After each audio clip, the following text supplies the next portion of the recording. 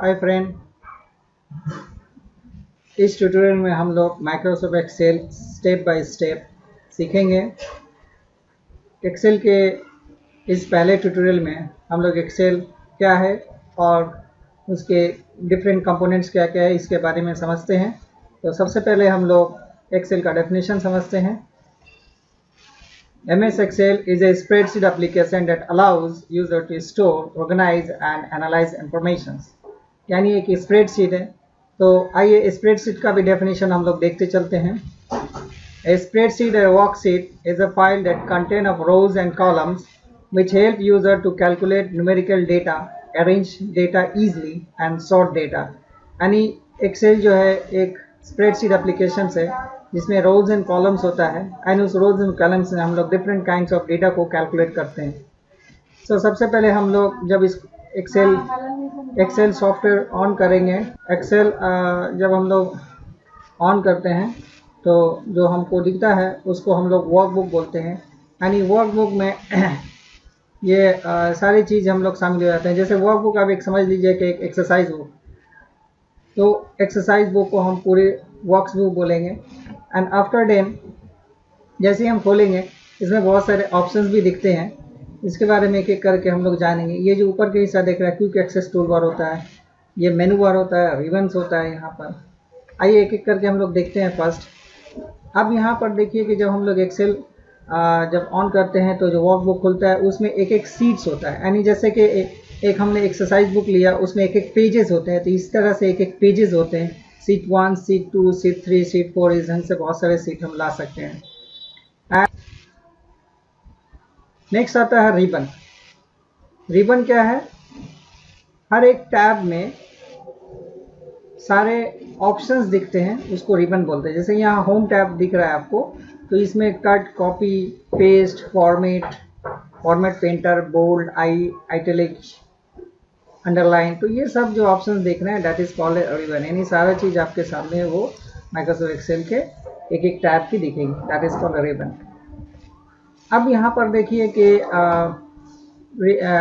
जब हम लोग माइक्रोसॉफ्ट एक्सेल को ऑन करते हैं तो उसमें ABCDE इस ढंग से एक एक कॉलम्स होता है एंड 1 2 3 4 5 एक एक रोज होता है एंड एक रो एंड एक कॉलम मिलके एक सेल बनता है। उसके बाद यहाँ पर देखिएगा कि आप FX यहाँ पर होता है, that is called a formula bar. उसके बाद यहाँ पर एक एक जैसे यहाँ पर A1 हमने एक सेल लिया था, तो ये सेल जो है एक A जो है ये कॉलम्स है एंड 1 जो है यहाँ पर वो रो दिख रहा है। तो A1 क्या हो गया, एक सेल एड्रेस हो गया एंड दैट सेल एड्रेस जो है वो नेम बॉक्स में होता है, that is called a name box. तो फार्मूला बॉक्स में क्या होता है और फार्मूला बार में क्या होता है, हम लोग फार्मूला लिखते हैं एंड नेम बॉक्स में क्या होता है, वो सेल का रेंज होता है या सेल का यहाँ पर नाम होता है। हम लोग जैसे यहाँ पर एक्सेल हमने देखा खोल के, तो यहाँ पर आप देखिए जैसे मैंने बताया कि होम टैब है, होम टैब में ये डिफरेंट रिबन्स है। इंसर्ट यहाँ से एक टैब आता है, तो इंसर्ट टैब में ये सारा रिबन्स आता है। पेज लेआउट है, फार्मूलाज हैं, डेटा है, ये सारे रिबन्स यहाँ पर है। अब यहाँ पर हमने जैसे कहा कि एक एक सेल, तो ये जैसे कि मान लीजिए कि यहाँ पर हम अगर इस कर्सर को यहाँ रखते हैं तो ये कॉलम जो है H में है और ये रो 2 है, तो ये H2 क्या हो गया, ये मेरा सेल एड्रेस हो गया एंड वो सेल एड्रेस कहाँ पर होगा, नेम बॉक्स में होगा जैसे मैंने कहा। उसके अलावा हमने एक यहाँ बताया आपको सीट 1, यहाँ से अगर ये सीट है देन सीट 1, ये सीट 2, ये सीट 3 को इस ढंग से हम लोग सीट चेंज कर सकते हैं एंड डिफरेंट सीट्स में अलग अलग जा सकते हैं। इसी ढंग से यहाँ पर आप जो है एक वर्टिकल बार होता है यानी एक हॉरिजॉन्टल बार होता है जहाँ से हम लोग नेविगेट कर सकते हैं स्प्रेडशीट को। ओके, उम्मीद करते हैं कि इस इंट्रोडक्टरी क्लास में आपको एक्सेल के बारे में बहुत सारी मालूमातें होंगी। नेक्स्ट क्लास से हम लोग इस एक्सेल में कैसे डेटा को एंट्री करते हैं और उसको सेव करते हैं वगैरह सीखेंगे। इस लेसन में हम लोग सीखेंगे कि डेटा हम लोग कैसे एंट्री करते हैं, उसको एडिट कैसे करते हैं, कट कैसे करते हैं, कॉपी कैसे करते हैं एंड पेस्ट कैसे करते हैं। तो आइए चलिए हम लोग एक एक करके सीखते हैं। लास्ट वीडियो में हम लोगों ने MS एक्सेल के बहुत सारे जो पार्ट्स है, लाइक ये रिबन, जैसे यहाँ पर रिबन्स है, इंसर्ट रिबन, पेज रिबन्स, तो इसके सारे ऑप्शंस हम लोगों ने एक एक करके देखा था। और इस एक एक ये एक रो है, ये कॉलम्स है। तो हम लोग इस सेशन में या इस लेसन में हम लोग MS एक्सेल में कैसे डेटा को हम लोग एंट्री करेंगे उसको हम लोग सीखेंगे। आइए, तो सबसे पहले हम लोग जैसे कि यहाँ पर हम डेटा अगर डालना चाहते हैं, से सपोज कीजिए कि हमको डालना है नेम, तो हमको नेम डालना है सेल A1, दैट मीन्स एक कॉलम से एंड 1 रो है। तो यहाँ हम डाल रहे हैं जस्ट लाइक नेम से, उसके बाद हम राइट एरो की से प्रेस करेंगे, राइट एरो की प्रेस करेंगे तो वो सेल B1 में चलाएगा। नाउ यहाँ पर जो है अब हम लेते हैं एक और टाइटल, लाइक से मार्क 1, उसके बाद एक और ले लेते हैं मार्क 2, और ले लेते हैं मार्क 3। सो अब यहाँ पर जो है डाटा को एंट्री करते हैं, लाइक से एक नाम लेते हैं, कोई भी एक नाम ले लेते हैं, लाइक सचिन। तो मार्क 1 जो है 69, 89, 98। तो इसी ढंग से हम लोग दूसरा जो है मार्क्स लेते हैं इसमें, से Daniel 78 mark 1, 72 mark 2 and 90 and marks 3। एक और डेटा लेते हैं। नाउ अब इसमें हमें कोई एक डेटा ले लेते हैं, लाइक से सपोज शकील मार्क नंबर 1 में 85, then 63 and mark 2 and in marks 3 78। सो इस तरह से हम लोग और डेटा अगर ऐड करना चाहेंगे तो इस तरह ऐड यहाँ पर कर सकते हैं। अब इसको जो है यहाँ पर हम लोगों ने ये टाइटल देखा है, तो ये इस टाइटल को अगर हम कुछ रंग देना चाहते हैं तो यहाँ से ये आप देख रहे हैं कलर पैलेट है, यहाँ से हम क्लिक करके बहुत सारे कलर है, तो हम एक कलर इसमें से चूज़ करते हैं। से अभी फ़िलहाल के लिए हम रेड कलर चुनते हैं और इस फ़ॉन्ट साइज़ को थोड़ा बढ़ा देते हैं, सो डैट इसको देखने में जो है थोड़ा अच्छा लगेगा। एंड देन यहाँ पर 3 हमने डेटा लिया हुआ है। अब देखिए कि ये डेटा को हम दोबारा अगर हम कॉपी करना चाहते हैं या तो इस डाटा को हम फिर से लेना चाहते हैं, तो हम यहाँ पर आएंगे, इसको पहले सेलेक्ट करेंगे। सेलेक्ट कैसे करते हैं, यहाँ कर्सर रखेंगे हल्का का, एंड देन यहाँ पर ड्रैग करेंगे, ये सिलेक्ट हो गया। यहाँ से हम कॉपी कर लेंगे। कॉपी करने के बाद ये इस ढंग से एक देख रहे हैं एक बॉर्डर आ गया। ना यहाँ पर हम पेस्ट करना चाहते हैं तो यहाँ से आके यहाँ डायरेक्ट पेस्ट कर सकते हैं।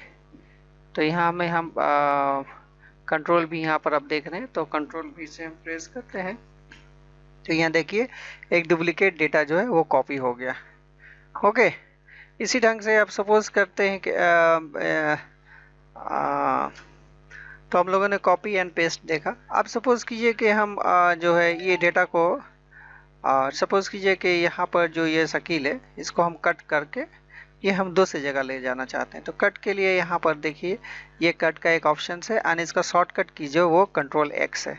सो हम लोग डायरेक्ट यहाँ करके भी कट कर सकते हैं एंड कंट्रोल X करके भी कर सकते हैं। तो यहाँ डायरेक्ट हम कर लेते हैं। अब ये देखिए यहाँ पर कंट्रोल हो गया। अब मान लीजिए कि हमको यहाँ पर इसको पेस्ट करना है, तो हम कर्सर यहाँ पर रखेंगे एंड देन यहाँ पर राइट क्लिक करके भी हम लोग पेस्ट कर सकते हैं। तो पेस्ट के बहुत सारे ऑप्शन है, कट के बहुत सारे ऑप्शन है एंड कॉपी के भी बहुत सारे ऑप्शन है। तो यहाँ पर जो है हम लोग कंट्रोल V से अगर हम प्रेस करते हैं तो देखिए यहाँ पर जो ये जगह से जो है कट होके यहाँ पर पेस्ट हो गया। कॉपी एंड कट में फ़र्क क्या है? कॉपी में क्या होता है, डेटा वही रहेगा जो इसको हम पेस्ट कॉपी करना चाहते हैं, बट कट में क्या होता है, उस जगह से वो डेटा निकल के जहाँ पर हम पेस्ट करना चाहते हैं वहाँ पर वो चला जाता है। ओके, तो ये डिफरेंस है कट एंड कॉपी में। उम्मीद करते हैं कि आपको इस second part MS Excel tutorial में आपको कैसे एंट्री किया जाता है data and copy and paste कैसे किया जाता है ये समझ में आया होगा। ट्यूटोरियल नंबर 3 यानी लेसन नंबर 3 में हम लोग दो बहुत इम्पॉर्टेंट फंक्शन सीखेंगे जो है सम एंड एवरेज। तो हम लोग सम कितने तरीक़ा से कर सकते हैं और एवरेज कितने तरीक़ा से कर सकते हैं, अलग अलग करके देखते हैं। सबसे पहले हम लोग सम फार्मूला का जरिए सीखते हैं।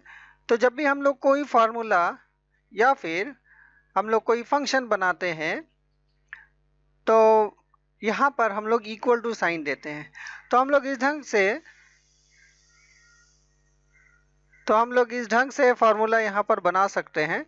लाइक जैसे इक्वल टू दिया, मैंने यहाँ पर क्लिक किया, देखिए यहाँ पर B2 आ गया। उसके बाद मैंने यहाँ पर प्लस दिया, देन यहाँ पर हमने किया, देन अगेन मैंने प्लस प्रेस किया, देन यहाँ पर इस D2 को हमने क्लिक किया और वो यहाँ पर आ गया। उसके बाद जो है हम इंटर मारते हैं, वो यहाँ पर देखिए 256 चला आया। उसी तरह से फिर हम जो है दोबारा जो है फिर इक्वल टू साइन देंगे, फिर यहाँ पर क्लिक करेंगे, फिर प्लस का निशान देंगे, फिर ये क्लिक कर देंगे, देन प्लस का साइन देंगे। तो इस तरह से फिर जो है पर इंटर मारेंगे, यहाँ पर आ जाएगा। लेकिन अब सवाल ये पैदा होता है कि एक एक करके अगर हम एंट्री करेंगे तो काफ़ी टाइम लगेगा। सो इसको एक साथ करने के लिए हमको क्या करना है, उस सबसे पहले ऊपर में ही हम यहाँ पर एक एक जो है अगर हम लोग सम करते हैं तो काफ़ी वक्त लग जाएगी, टाइम लग जाएगा। सो हम लोग क्या करते हैं, ऊपर में एक पहला जो है हम लोग फार्मूला बनाएंगे और यहाँ पर क्लिक करेंगे। देखिए अभी कर्सर का जो है शेप कैसा है, जैसे ही इस कॉर्नर पर हम ले जाएंगे कर्सर का शेप जो है एकदम प्लस की तरह हो गया। फिर हम जो इसको जस्ट माउस को पकड़ के, माउस का जो की है उसको पकड़ के यहाँ नीचे तक ड्रैग कर देंगे। तो ये देखो ऑटोमेटिक जो है ये ऑटोमेटिक ये सारा का सारा जो है ऑटो फिल हो गया। तो इस तरह से हमको जस्ट एक में हमने फार्मूला बनाया एंड वो सारा का सारा कॉपी हो गया। तो दूसरे जो तरीका है हम लोग जो सम करने का जो तरीका है वो हम लोग सीखते हैं। आप यहाँ पर आपके आके देखिए कि यहाँ देखिए ऑटो सम लिखा हुआ है। तो जब यहाँ पर हम रखेंगे तो ऑटो सम यहाँ पर 2 बार क्लिक करेंगे, ये ऑटो सम हो गया। ओके, ऑटोमेटिक ये सम हो गया। तो यहाँ पर फिर हम डायरेक्ट यहाँ पर क्लिक करके ड्रैग कर देंगे इस ढंग से, तो ये फिर कॉपी पूरा हो गया। एक और तरीका है फंक्शन के जरिए। तो हम लोग सबसे पहले इक्वल टू साइन देते हैं, उसके बाद लिखते हैं SUM, उसके बाद फर्स्ट ब्रैकेट देते हैं एंड देन ये जो पहला वाला है यहाँ से ऐसे रख के माउस से ड्रैग करेंगे एंड इस ब्रैकेट को बंद कर देंगे। तो यहाँ पर आप देखिए ये जो है ये कॉपी हो गया एंड देन फिर से ये इसको ड्रैग करके यहाँ पर लाएंगे। उसी ढंग से जो है हम लोग एवरेज जो है अभी डिफरेंट तरीके से कर सकते हैं। तो हम लोग अगर फार्मूला बनाकर करना चाहते हैं तो यहाँ पर इक्वल टू करते हैं और इस सम के जरिए सम के ऊपर हम क्लिक करेंगे। देन एवरेज किसको बोलते हैं, सम divided by the total number of the elements. तो यहाँ पर जो टोटल नंबर ऑफ एलिमेंट्स है वो कितना है, 1 2 3 है। तो यहाँ पर ये सम हो गया, सम डिवाइडेड बाय 3। तो यहाँ पर हम 3 दे दिया, देन यहाँ पर एंट्री किया, देखिए यहाँ पर जो है वो सम आ गया। उसी ढंग से ये इस कॉर्नर को यहाँ पर होल्ड करके ड्रैग करेंगे, देन ये सारा का सारा जो है कॉपी हो गया। नेक्स्ट जो है हम लोग सीखते हैं कि हम लोग फिर इसको फार्मूला फंक्शन के जरिए कैसे करते हैं। तो इसी ढंग से यहाँ पर इक्वल टू साइन देंगे फर्स्ट, देन एवरेज लिखेंगे। एवरेज एक फार्मूला यहाँ देखिए आ जाएगा। तो ये एवरेज फार्मूला को हम फिर यहाँ फर्स्ट ब्रैकेट देंगे, देन यहाँ से यहाँ तक जो इसको ड्रॉ करेंगे, फर्स्ट ब्रैकेट देंगे, देन इसको यहाँ से यहाँ तक ड्रैग करेंगे और ये जो है कर्सर को बंद करके एंटर मारेंगे और ये जस्ट ड्रैग करेंगे। देखिए यहाँ पर ये जो है पूरा का पूरा जो है कॉपी हो गया फार्मूला और ये हमारा एवरेज निकल गया। तो हम लोगों ने इस थर्ड ट्यूटोरियल में हम लोगों ने सम करना और एवरेज करना सीखा। एक्सेल ट्यूटोरियल लेसन 4 का एजेंडा है formatting, font styles, colour change, font size, alignments and format painters. तो आइए हम लोग एक एक करके देखते हैं। फॉन्ट स्टाइल जो है आप देख रहे हैं यहाँ पर फॉन्ट स्टाइल है, डिफरेंट फॉन्ट स्टाइल्स है एंड अगर इसको फॉन्ट स्टाइल अगर यहाँ पर हम लोग चेंज करना चाहें तो पहले तो हम इसको सिलेक्ट करेंगे। सपोज कीजिए कि हम इसको जो है चेंज करना चाहते हैं फॉन्ट। तो यहाँ पर बहुत सारे फॉन्ट स्टाइल है। Suppose Algerian font style, say here Arial black है, say here Arial यूनिकोड्स है, तो they are different font style. So आप कोई भी चूज सकते हैं, चूज कर सकते हैं इसके अंदर से। सो मैं सपोज मैं फॉन्ट स्टाइल जो है वो एरियल चूज करता हूँ। तो ये font style, different font styles हुआ। उसके बाद इसमें हम कलर अगर चेंज करना चाहें फॉन्ट का, तो यहाँ पर कलर हम चेंज कर सकते हैं। यहाँ पर आप देख रहे हैं ये कलर का ये जैसे यहाँ पर कर्सर को लाएंगे ये आपको दिखा देगा फॉन्ट कलर। एंड यहाँ पर जो है ये एरो निशान है, ये एरो निशान में जैसे हम क्लिक करेंगे बहुत सारा फॉन्ट बहुत सारा थीम कलर्स देगा। एंड यहाँ से हम इसको चूज कर सकते हैं, जहाँ पर कर्सर ले जाएंगे उसके हिसाब से यहाँ पर चेंजेस होगा। देन मोर कलर्स में हम क्लिक करेंगे तो यहाँ पर बहुत सारे कलर हम लोग खुद अपना कलर चेंजेस कर सकते हैं। कस्टम में आएंगे या स्टैंडर्ड में आएंगे, यहाँ भी बहुत सारे कलर्स है। अगर यहाँ पर हम चूज करेंगे अकॉर्डिंगली, या फिर हम अपना कस्टम फॉन्ट बनाना चाहते हैं, जैसे सपोज करिए कि यहाँ पर हमने रेड पोजीशन में रखा है, इसको ऊपर नीचे इस साइड का जो एरो है इसको अगर हम नीचे लाएंगे या ऊपर लाएंगे तो ये नीचे लाएंगे तो डीप में हो जाएगा, ऊपर लाएंगे तो लाइट में होगा। सो सपोज कीजिए कि हम एक ब्लू रंग का एक ले रहे हैं, सो हम थोड़ा डीप ब्लू रखेंगे, ये डीप ब्लू हो गया। एंड देन ओके करेंगे तो यहाँ पर आप देखिए ये जो कलर का जो है ये फॉन्ट का कलर जो है चेंज हो गया। नाउ अब हम चाहते हैं कि इस फॉन्ट का साइज जो है इंक्रीज करेंगे। तो फॉन्ट का साइज इंक्रीज करने के लिए हम दो तरीका से इंक्रीज कर सकते हैं। यहाँ पर देखिए डायरेक्ट यहाँ पर लिखा हुआ है एक इंक्रीज फॉन्ट साइज। तो इसके ऊपर अगर हम क्लिक करते हैं तो ये फॉन्ट का साइज हम जितना चाहें उतना हम बढ़ा सकते हैं और ये फॉन्ट का साइज घटा सकते हैं। उसके बाद जो है यहाँ पर डायरेक्ट हम यहाँ से फॉन्ट साइज बढ़ा घटा सकते हैं। तो सपोज करें कि हम यहाँ पर 14 ले लेते हैं। अब ये 14 ये सारा जो टाइटल्स है इसका फॉन्ट साइज हो गया। ओके, सो फॉन्ट साइज दो तरीका है। यहाँ पर डायरेक्ट यहाँ पर हम लोग इस ढंग से बढ़ा घटा सकते हैं, इंक्रीज कर सकते हैं, एंड यहाँ से भी इंक्रीज कर सकते हैं। तो नॉर्मली बाय डिफ़ॉल्ट जो है 11 या 12 होता है, तो इसमें आप 14 रखना चाहते हैं तो 14 रख सकते हैं। एंड देन यहाँ पर आप देख रहे हैं फॉन्ट कुछ स्टाइल्स है, लाइक से बोल्ड है तो हम इसको बोल्ड में कन्वर्ट कर सकते हैं। ये एटलिक है, थोड़ा सा आइटलिसाइज हो जाएगा। ये अंडरलाइन है तो ये अंडरलाइन एक एक करके हम लोग इसमें हम इसको अगर अब अंडरलाइन नहीं रखना था फिर दोबारा क्लिक करेंगे तो अंडरलाइन हट जाएगा। अगर हमको इटैलिसाइज नहीं रखना है तो ये भी हट जाएगा, तो यहाँ पर क्लिक करेंगे तो हट जाएगा। देन यहाँ पर अगर हमको बोल्ड भी नहीं रखना है तो जस्ट उसके ऊपर अगेन क्लिक करेंगे, देन बोल्ड भी जो है वहाँ से स्टाइल चला गया। अब यहाँ पर देखिए कि अलाइनमेंट्स है। अलाइनमेंट्स क्या है, सपोज कीजिए कि थोड़ा सा हम इसको बड़ा करते हैं यहाँ पकड़ के। यहाँ पर हम कुछ टाइप करते हैं, से सपोज हम टाइप करते हैं हेलो। तो हम अगर टेक्स्ट टाइप करते हैं तो बाय डिफ़ॉल्ट जो है वो लेफ्ट अलाइंड होगा, और अगर हम कोई टेक्स्ट हम कोई अगर न्यूमेरिक करते हैं तो बाय डिफ़ॉल्ट जो है वो राइट में होगा। तो हम लोग इसको अपने हिसाब से भी चेंज कर सकते हैं। से सपोज कीजिए कि इसको जो है हम मिड में लाना चाहते हैं, तो मिड में लाने के लिए आप देखिए यहाँ पर जो है ये फॉन्ट का डिफरेंट ये लेफ्ट अलाइंस है, ये मिडिल अलाइंस है और सेंटर अलाइंस है, एंड ये जो है लेफ्ट राइट अलाइंस है। तो हम अगर हम बीच में लाना चाहते हैं यहाँ पर जस्ट क्लिक करेंगे तो ये देखिए जो है फॉन्ट का जो अलाइनमेंट है वो सेंटर रह गया। अगर यहाँ पर अगर हम इसको अगर राइट अलाइन करना चाहते हैं तो यहाँ पर आ जाएगा।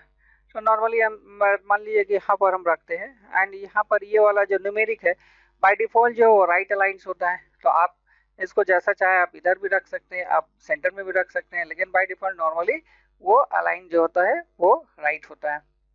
आप ऊपर के साइड में देख सकते हैं कि टॉप अलाइंस है, सेंटर अलाइन है, एंड ये जो है ये बॉटम अलाइंस है। तो यहाँ पर ऐसे समझ में नहीं आएगा, तो हम जो है इसको इस एरिया को हम थोड़ा सा बड़ा करते हैं। अब देखिए कि ये बॉटम अलाइंस है, यहाँ पर देखिए ये बॉटम में है, तो हम अगर ये सेंटर में करते तो ये बीचों बीच में आ गया। एंड देन यहाँ पर अगर टॉप में करते हैं तो टॉप अलाइन चला गया। तो डेट मीन्स ये जो है ये left right and centre position से ये आपका टॉप बॉटम एंड कि हाइट के हिसाब से है, तो अलाइनमेंट करते हैं हम लोग। इसको फिर से हम इसको अपने ओरिजिनल पोजीशन में वापस ले लेते हैं। सो इस तरह से हम लोग अलाइनमेंट्स करते हैं। देन आता है हम लोग format painter. Now format painter क्या है? फॉर्मेट पेंटर सपोज कीजिए कि मेरा यहाँ पर हम एक ये टेक्स्ट को लेते हैं। इसका जो है हम फॉन्ट साइज जो है ये हम 18 रखते हैं एंड इसका कलर जो है हम रेड कर देते हैं एंड इसको बोल्ड कर देते हैं। ना अब ये चाहते हैं कि इसका जो फॉन्ट का स्टाइल एंड एवरीथिंग जो है वो मेरा ये एवरेज के ऊपर चला है। तो हम इसको क्या करेंगे, यहाँ पर क्लिक करेंगे इसके ऊपर। जस्ट देखिए यहाँ पर हमने क्लिक किया और क्लिक करने के बाद जो है ये फॉर्मेट पेंटर में हम गए। ना फॉर्मेट पेंटर में हम जस्ट क्लिक किया एंड जिसको हमको चेंज करना है, जिसको इसमें जो भी फॉन्ट है उसके ऊपर हमको असाइन करना है, तो जस्ट यहाँ पर इसको हम जस्ट क्लिक कर देंगे। तो आप देखिए इसका भी जो फॉन्ट साइज जो है वो 18 हो गया, एरियल हो गया एंड बोल्ड हो गया ये स्टाइल एंड इसका कलर जो है रेड हो गया। Excel tutorial step by step lesson number 5 में हम लोग ऑटोफिल सीखेंगे। इस क्लास का एजेंडा है नंबर 1 लीनियर नंबर लाइक 1 2 3 4 ऐसे हम लोग क्रिएट करेंगे। देन स्टेप वाइज 10 20 30 और 3 6 9 और 2 4 6 ऐसे करके हम लोग वैल्यू क्रिएट करेंगे। देन वीक डेज कैसे हम लोग ऑटो फिल करेंगे। देन मंथ्स, उसके बाद आइटम 1 आइटम 2 आइटम 3 और प्रोडक्ट 1 प्रोडक्ट 2 प्रोडक्ट 3 इस ढंग से हम लोग फिल करने की कोशिश करेंगे। डेट फील्ड होगा, देन टाइम फील्ड, देन कुछ कस्टम लिस्ट हम लोग क्रिएट करेंगे। तो आइए हम लोग सीखते हैं लीनियर नंबर 1 2 3 कैसे क्रिएट करते हैं। तो यहाँ पर हम फर्स्ट लाइक से हम अगर 1 2 ऐसे करना चाहेंगे तो हमको एक एक करके लिखने पड़ेगा, लेकिन हम चाहते हैं कि एक्सेल हमको कुछ जनरेट करके दे। तो हमको यहाँ पर 1 लिखना है एंड 1 लिखने के बाद आप ये देखिए एक जो यहाँ पर ये कॉर्नर दिख रहा है, यहाँ पर ये आप कर्सर का देख रहे हैं शेप। जैसे हम इस कॉर्नर को ऊपर ले जाएंगे उसके बाद आप कीबोर्ड में जो है कंट्रोल प्रेस कीजिए। जैसे हम कंट्रोल देखिए, कंट्रोल जैसे प्रेस करेंगे एक ऊपर में एक छोटा सा प्लस का निशान आ रहा है, तो वो कंट्रोल कीबोर्ड का प्रेस करके आप माउस के बटन को प्रेस करके जस्ट ड्रैग डाउन कर दीजिए। आप जहाँ तक नंबर जनरेट करना चाहते हैं, लाइक से हम 1 से लेके 20 तक जनरेट करना चाहते हैं, तब यहाँ ला के आप छोड़ दें। आप देखिए 1 2 3 4 5 6 7 8 ऐसे एक सीरियल नंबर टाइप का बन गया है। उसके बाद अगर हम लोग चाहते हैं 1 3 1 के बाद 3 3 के बाद 5 5 के बाद से 7 या 10 के बाद 20 20 के बाद 30, अगर हम लोग स्टेप वाइज ऐसा नंबर प्रिंट करना चाहते हैं तो सपोज कीजिए कि हमको 1 के बाद 3 चाहिए, देन 3 के बाद 5 चाहिए, तो इस ढंग से नंबर हम जनरेट करेंगे। तो हम जिस नंबर जितना स्टेप में जनरेट करेंगे, अगर मैं 1 से लेके 1 देन 3 करना चाहते हैं देन 5 करना चाहते हैं, एंड दैट मीन्स 2 करके डिफरेंस होगा यहाँ पर।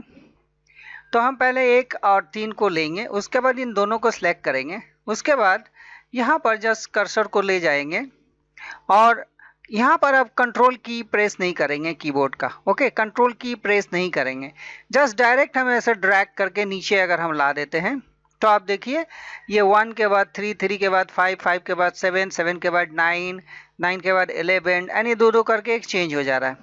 उसी तरह से अगर हम लोग 10 20 अगर करना चाहते हैं, 10 20 30 40 यानी 10 नंबर 10 का डिफरेंस अगर हमको चाहिए, तो हम लोग जस्ट 10 20 ऐसा प्रिंट करेंगे एंड देन यहाँ पर इस ढंग से डायरेक्ट ट्रैक कर देंगे होल्ड करके। फिर से दोबारा देख लीजिए, यहाँ पर कर्सर है, कर्सर देखिए अभी कर्सर का रूप कैसा है, इसको आप सिलेक्ट कीजिए। सिलेक्ट करने के बाद आप जैसे इस कर्सर की इस कॉर्नर पर लाइएगा तो ये कर्सर जो है प्लस का एक डीप निशान में, प्लस का निशान में हो जाता है। देन इसको ड्रैग कर दीजिए नीचे, जहाँ तक आपको चाहिए नंबर वो आपको जनरेट करके दे देगा 10 20 30 40 इस ढंग से 10 का डिफरेंस। अब हम लोग आते हैं वीक डेज में हम लोग कैसे करना चाहते हैं। सो सपोज कीजिए कि हम लोग अगर वीक डेज हम लोग से हम लोग प्रिंट करना चाहते हैं,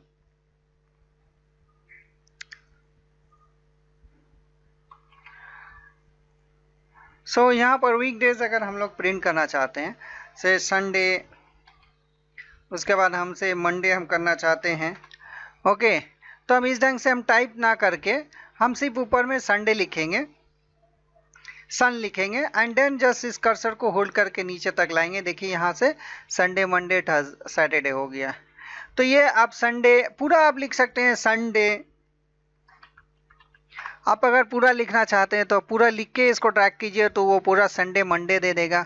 आप अगर फुल अगर कैपिटल में अगर संडे को लिखना चाहते हैं तो वो सारा का सारा जो है संडे मंडे वो जो है कैपिटल में आपको ऑटो फिल करके देगा। उसके बाद हम लोग आते हैं मंथ को हम लोग कैसे फिल करेंगे। सेम उसी तरह से जैसे हम लोगों ने वीकडेज को किया है। यहाँ पर अगर हम जैन लिखते हैं, हम अगर जैन लिखते हैं, देन यहाँ से ये उसी ढंग से ये कर्सर को इस कॉर्नर के ऊपर ले जाएंगे एंड देन माउस को हम ड्रैग करके नीचे की तरफ जाएंगे। तो यहाँ पर अब देखिए दिसंबर महीना तक, जैन, फेब, मार्च, अप्रैल, जनवरी। अगर हम पूरा लिख कर करना चाहते हैं से जनवरी, तो जनवरी अगर हम करना चाहते हैं, जनवरी फरवरी ये पूरा लिखा हुआ है, जनवरी फरवरी मार्च अप्रैल में। देखिए यहाँ पर शॉर्ट में आ रहा है, यहाँ पर फुल में आ रहा है। सो इस ढंग से जो है हम लोग मंथ का नाम को ऑटो फिल कर सकते हैं। अब सपोज कीजिए कि आपको चाहिए आइटम 1, आइटम 2, आइटम 3, इस ढंग का कुछ प्रोडक्ट्स के बारे में चाहिए, तो आप जो है इस ढंग से आप लिख सकते हैं आइटम 1। अब यहाँ पर रखने के बाद आप जस्ट इसको ऐसे ड्रैग कीजिएगा तो यहाँ पर देखिए कितना खूबसूरती के साथ आइटम 1, 2, 3, 4। तो आपको बार बार जो है आइटम 1, आइटम 2 यहाँ पर टाइप करने की ज़रूरत नहीं है, जस्ट ये ऑटो फिल हो जाएगा। इसी ढंग से अगर मान लीजिए कि आप कोई प्रोडक्ट अगर करना चाहते हैं, से प्रोडक्ट 1, प्रोडक्ट 2 लाइक दैट, तो अभी आप यहाँ पर उसी ढंग से आप जनरेट कर सकते हैं प्रोडक्ट 1, 2, 3। आप अगर इसमें स्पेस रखना चाहते हैं तो स्पेस रख सकते हैं, या फिर सपोज कीजिए कि अगर हमको ऐसा अगर रखना है, यहाँ पर एक हाइफन देके अगर रखना आइटम -1 देन 2 देन 3, तो इस ढंग से हम लोग आराम से इसको जनरेट कर सकते हैं। फिर से हम आते हैं डेट फील्ड में। नो डेट फील्ड में क्या होता है कि अगर मान लीजिए कि डेट जो है अगर हम से अगर हम इस तरह लिखना चाहते हैं 1 जुलाई 1 जुलाई 2020, तो ये इस ढंग से हमको जनरेट करके देगा ना। अगर हम इसको इस ढंग से अगर हम डायरेक्ट अगर ड्रैग करके नीचे ले जाना चाहेंगे, या यहाँ से जैसे हम 15 तारीख, तो 1, 2, 3, 4, 5, 6, 7, 8, 9, 10 इस तरह से हम डेट को मेंटेन कर सकते हैं। लाइक फिर अगर हम 1 से हम जुलाई अगर हम लिखते हैं। सो आते हैं अब हम लोग टाइम फील्ड कैसे करेंगे। से सपोज कीजिए कि यहाँ पर हमने दिया 7 AM। 7 AM जैसे हमने टाइप किया, इसको फिर अगर हम यहाँ पर ड्रैग करते हैं तो यहाँ पर देखिए आराम से 7 AM, 8 AM, 9 AM, 10 AM इस ढंग से हम लोग जनरेट कर सकते हैं। या मान लीजिए कि हम लोग इस ढंग से अगर जनरेट करना चाहें 7:30 AM,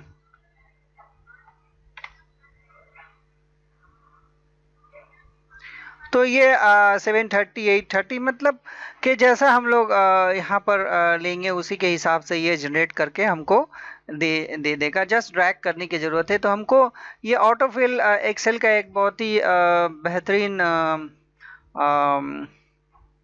ऑप्शंस है।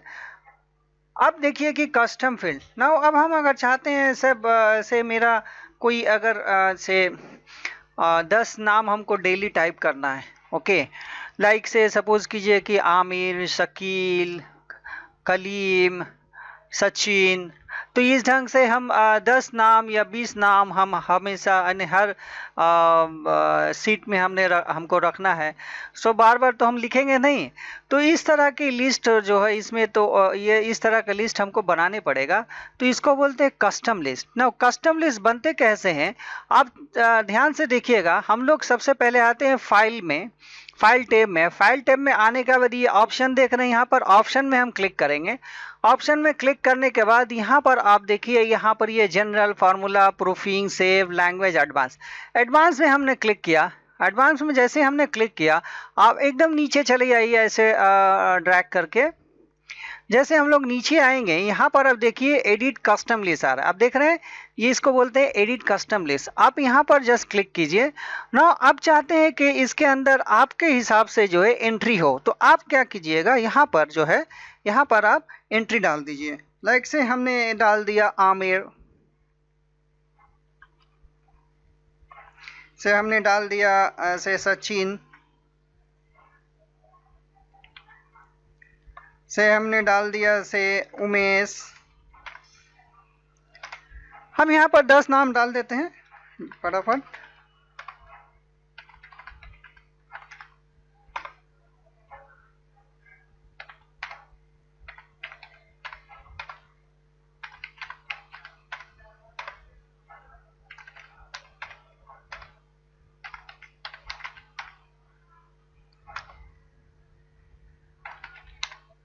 तो कितने नाम हुए?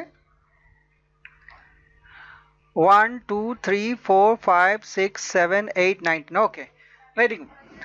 तो यहाँ पर जो है अब देखिए कि हमने 10 नाम टाइप कर लिए। अब यहाँ पर देखिए कि ऐड बटन दिख रहा है, तो हम इस ऐड बटन को यहाँ क्लिक कर देंगे। तो आप देखिए यहाँ पर वो चीज़ जो है यहाँ पर आ गया, आमिर, सचिन, उमेश, शकील, लाइक दिस।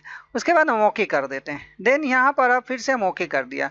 अब सपोज कीजिए कि आपको जो है यहाँ से आपको प्रिंट करना है, से सपोज कीजिए कि आपको प्रिंट करना है यहाँ से आमिर।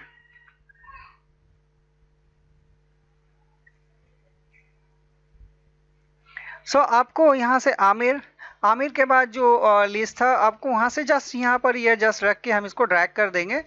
तो ये मेरा जो है ये सारा का सारा जो है देखिए यहाँ पर ये कस्टम लिस्ट हमारा तैयार हो गया 10। तो ये एक इसमें मान लीजिए कि आप कोई अगर आपका कोई आइटम अगर आप लिखना चाहते हैं तो उसको हम लोग इस ढंग से मेंटेन कर सकते हैं। आइए एक बार और इस ऑप्शन को देखते हैं, कस्टम लिस्ट में कैसे हमने गया। सबसे पहले हम यहाँ फाइल में क्लिक करेंगे, फाइल मेन्यू में, एंड ये ना ऑप्शंस में आएंगे। इसको आप नोट डाउन कर लीजिएगा, थोड़ा सा डिफ़िकल्ट है। जस्ट ऑप्शन में क्लिक करेंगे, एंड ऑप्शन में क्लिक करने के बाद यहाँ पर आप जस्ट इस लाइन में आइएगा, देखिए एडवांस लिखा हुआ है, एडवांस में आइए। एडवांस में आने के बाद इसको ड्रैग करके आप नीचे चले आइए। नीचे आने के बाद यहाँ पर एडिट कस्टम लिस्ट है।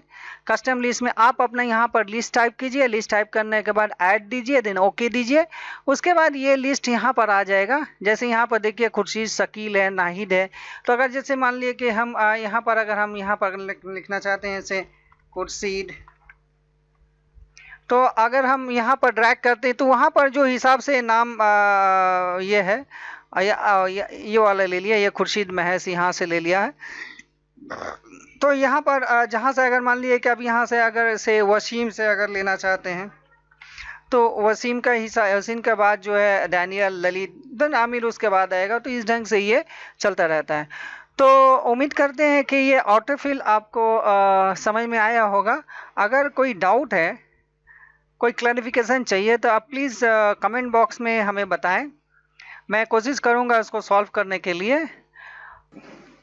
Excel tutorial step by step lesson 6 में हम लोग फाइंड एंड रिप्लेस सीखेंगे।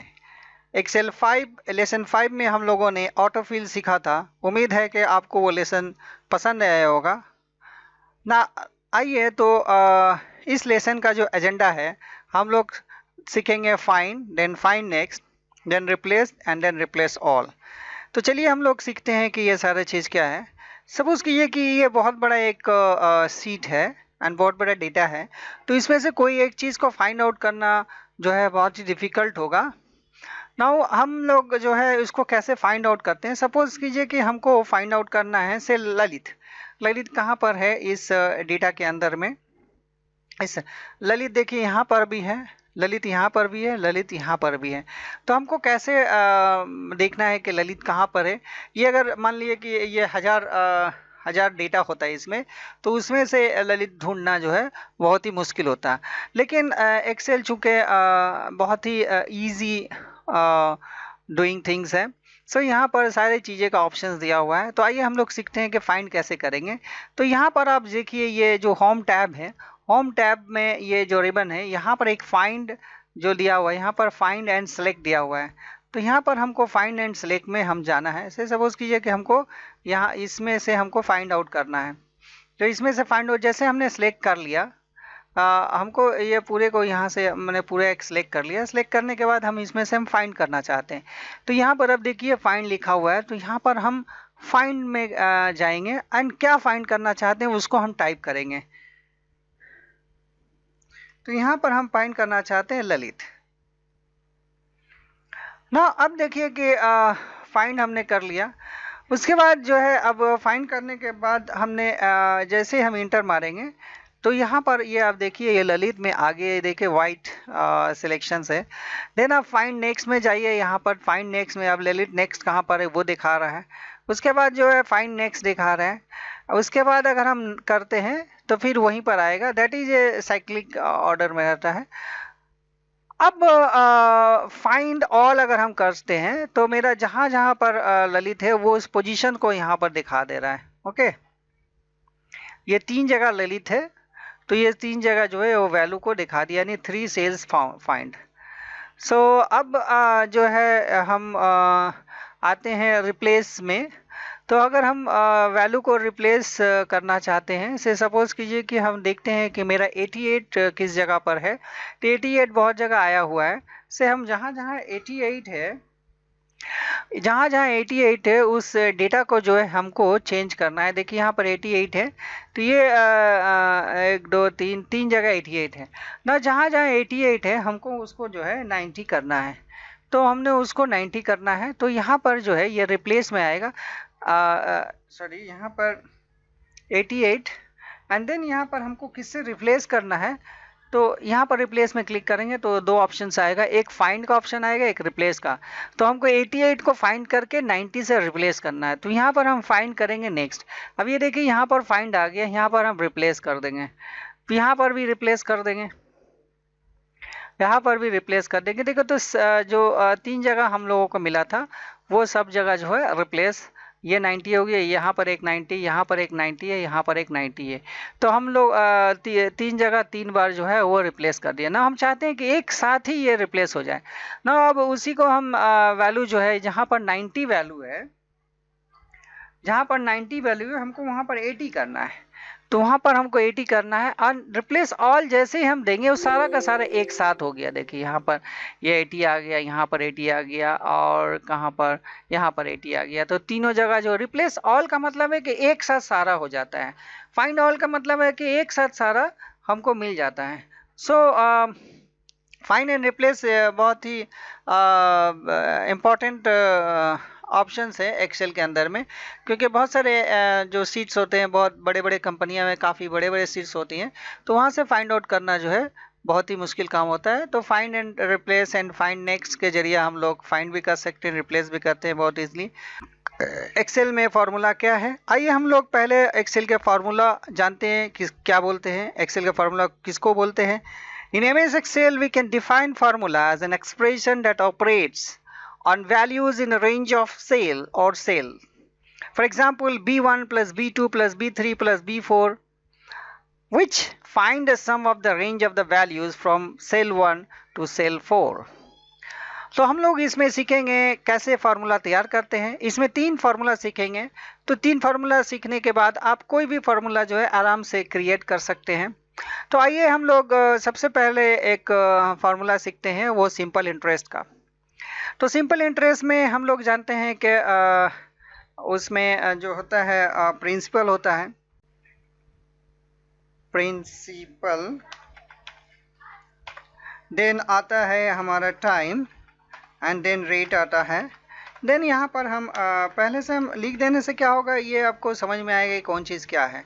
तो फार्मूला बनाने का पहला तरीका क्या है, हम लोगों ने सम एंड एवरेज जिसमें लेशन में था वहाँ पर सीखा था कि कोई भी फार्मूला या हम फंक्शन अगर हम बनाएं तो हमको इक्वल टू साइन देना ज़रूरी है। तो हमने ये इक्वल टू साइन देते हैं और हमको प्रिंसिपल को इस सेल में रखना है वैल्यू, एंड देन इस सेल को हम क्लिक करते हैं, देन हम इनटू प्रेस करते हैं, देन इसको फिर हमने यहाँ इंटू प्रेस करना है, देन इसको हमने प्रेस करना है। एक चीज़ यहाँ पर ध्यान रखने वाली बात है कि हमको इसको जो है इसको ब्रैकेट के अंदर में हम रखेंगे एंड देन उसके बाद जो है 100 से डिवाइड कर देंगे। तो ये आपका जो है यह फार्मूला जो है वो यह फार्मूला जो है ये सिंपल इंटरेस्ट का फार्मूला है। तो यहाँ पर अगर हम वैल्यू देते हैं से 500 से 5 इयर्स के लिए एंड से 12.5 इयर्स आई थिंक। सो हम लोग सबसे पहले सीखते हैं कि एक्सेल में कैसे फार्मूला तैयार करते हैं। तो सबसे पहले यहाँ पर हम लोग सिंपल इंटरेस्ट फार्मूला क्रिएट करके देखते हैं। तो फार्मूला क्रिएट करने के लिए हमको इक्वल टू साइन देने पड़ेगा। देन यहाँ पर हम ब्रैकेट देते हैं एंड देन ब्रैकेट देने के बाद इसको हमने क्लिक किया, देन स्टार दिया, स्टार यहाँ पर मल्टीप्लिकेशन का साइन होता है। देन यहाँ पर फिर हम स्टार दिया एंड देन इस सेल को लिया। सेल का लेने के बाद जो है हम ये ब्रैकेट बंद करने के बाद ये 100 यहाँ पर हमने दे दिया। जैसे हम दे देंगे यहाँ पर देखिए 0 आ गया, मतलब कि मेरा फार्मूला जो है वो सही है। अब यहाँ पर जो है हम से 5000 का इंटरेस्ट निकालना चाहते हैं 5 इयर्स के लिए और रेट क्या होगा 12.5 इयर्स हम देना चाहते हैं। तो हम जैसे ही हमने इंटर मारेंगे ऑटोमेटिक देखिए यहाँ पर ये कैलकुलेट हो गया। डेट मीन्स यहाँ पर जो वैल्यू है मेरा B1 सेल में है 5000 एंड देन B2 सेल में है मेरा 5 इयर्स यहाँ एंड B3 सेल में है 12.5% रेट। सो यहाँ पर जो है जैसे हमने इस फार्मूला मेरा यहाँ पर है तो फार्मूला के पास जो है वो पूरा टोटल कैलकुलेशन करके आपको दिखा दिया। सो इस तरह से हम लोग सिंपल इंटरेस्ट कैलकुलेट करते हैं। आइए हम लोग देखते हैं एरिया ऑफ सर्किल कैसे करते हैं। तो एरिया ऑफ सर्किल के लिए जो है हम लोग को रेडियस लेने पड़ता है। सो रेडियस हम लेते हैं एंड देन यहाँ पर हमने एरिया लिखा। तो से रेडियस एरिया ऑफ सर्किल का फार्मूला क्या है पाई आर स्क्वायर।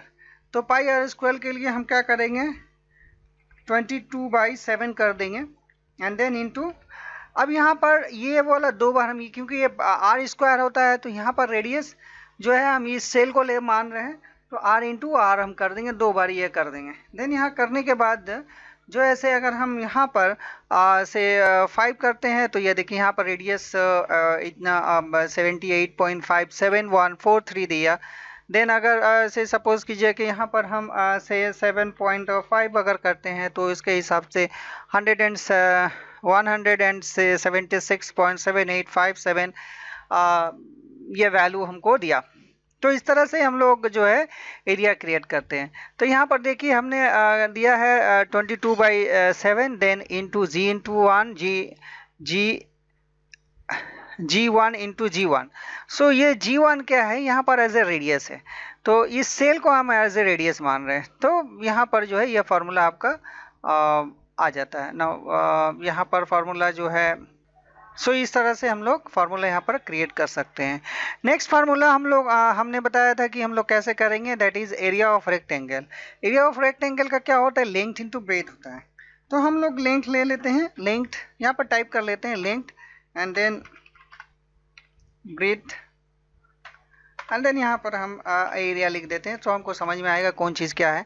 से सपोज कीजिए कि हमने लेंथ ले लेना है से 10 लेना है एंड से हमको ब्रेथ लेना है से 7 लेना है। सो यहाँ पर जो है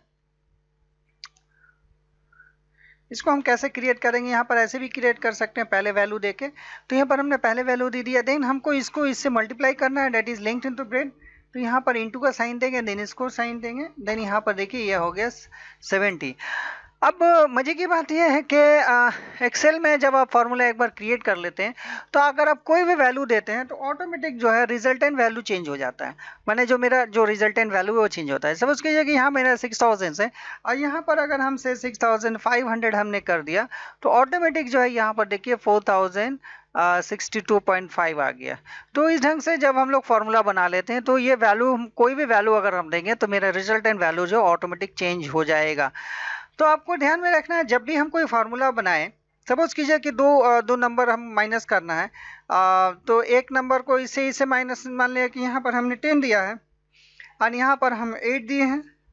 तो इससे इसको हमको माइनस करना है। तो हमको क्या करना है, सबसे पहले ध्यान रखने वाली बात है कि हमको इक्वल टू साइन देना है। देन किसको किससे करना है, इसको करना है, तो हम ये सेल को करेंगे एंड देन माइनस करना है। तो माइनस करेंगे तो ये माइनस का हमने साइन दिया, फिर हमने इसको क्लिक करना है नेक्स्ट जिसको माइनस करना है, उसके बाद इंटर मार देंगे। तो देखिए यहाँ पर 10 माइनस 8 होगा तो कितना आएगा, 2 आएगा। तो इस ढंग से हम लोग फार्मूला को क्रिएट करते हैं एक्सेल के अंदर में। इस लेसन में हम लोग कुछ फंक्शंस के बारे में सीखेंगे, कुछ वेरी बेसिक फंक्शन है, कुछ थोड़ा एडवांस फंक्शन है, एंड कुछ हम लोग फार्मूला भी सीखेंगे जैसे कि सब्ट्रैक्ट, मल्टीप्लाई एंड डिवाइड के लिए। सब्ट्रैक्ट का कोई ऐसे सच फंक्शन नहीं है, सो उसमें हम लोग सीखेंगे। ऑलरेडी हम लोगों ने सम एंड एवरेज फंक्शन सीख लिया है, फिर भी मैं यहाँ पर एक बार और उसको रिवाइज कराना चाहता हूँ। सो आइए हम लोग एक एक करके देखते हैं।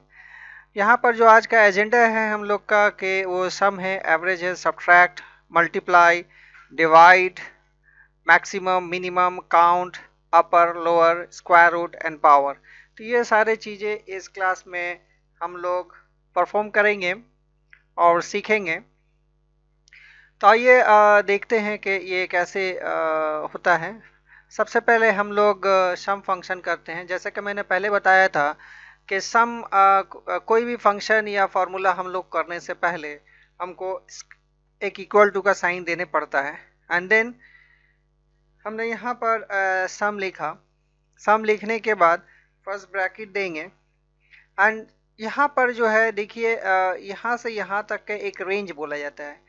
ये जो एक देख रहे हैं B2 से D2, B2 ये कॉलन आ गया बीच में D2, तो मतलब कि यहाँ से यहाँ तक ये पूरा ले लेगा। सो यहाँ पर जो है हम अगर इसको करते हैं तो ये उसी यहाँ पर जो है ये फंक्शन जो है आपका कैलकुलेशन हो गया।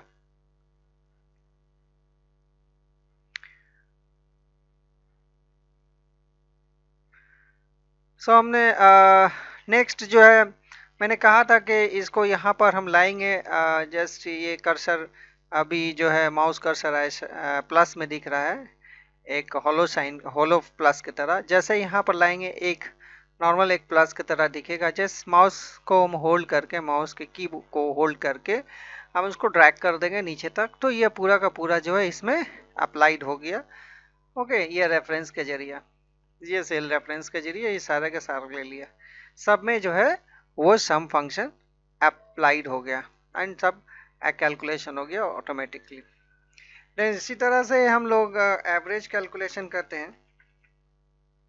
नाउ एवरेज कैलकुलेशन जो है वो क्या करते हैं कि इसी तरह से हम ड्रैग करेंगे यहाँ से यहाँ तक, और ये यहाँ पर हमने इंटर मार दिया। देखिए यहाँ पर है B2 से D2, यहाँ पर ये B, ये जो B देख रहे हैं ये कॉलम है और ये रो है।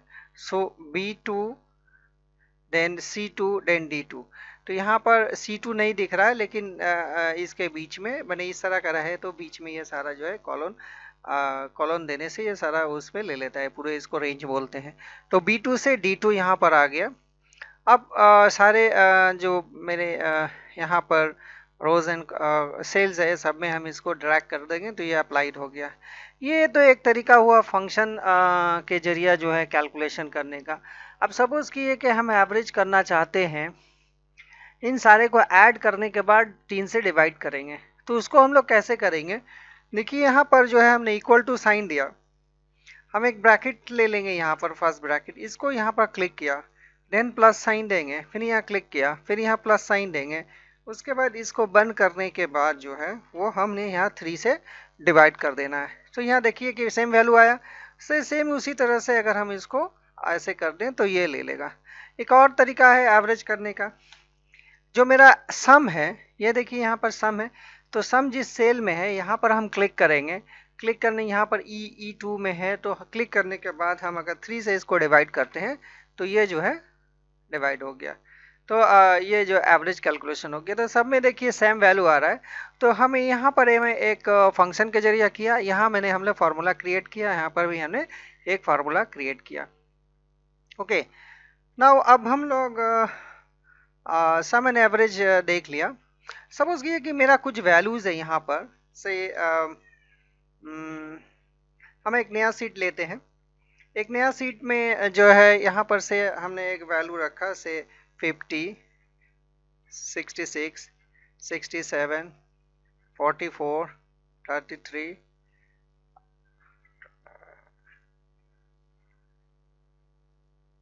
सो ये हमने वैल्यू रखा ना। अब हम चाहते हैं कि जो मेरा सेल रेफरेंस है यहाँ तक ये कैलकुलेशंस हो और ये कैलकुलेशंस हो, बीच का जो दो हमको नहीं लेना है। तो इसको हम कैसे करेंगे? तो दो तरीका है करने का। एक तरीका है कि हम डायरेक्ट फॉर्मूला क्रिएट करके करेंगे। तो हमको इसको लेना है, तो यहाँ पर क्लिक किया, देन यहाँ पर प्लस किया, देन क्लिक किया, देन इसको क्लिक किया, एंड देन हमको इन दोनों को छोड़ना है। तो इसको हम क्लिक नहीं करेंगे, इसको लेना है, देन इसको लेना है। तो यहाँ पर जो है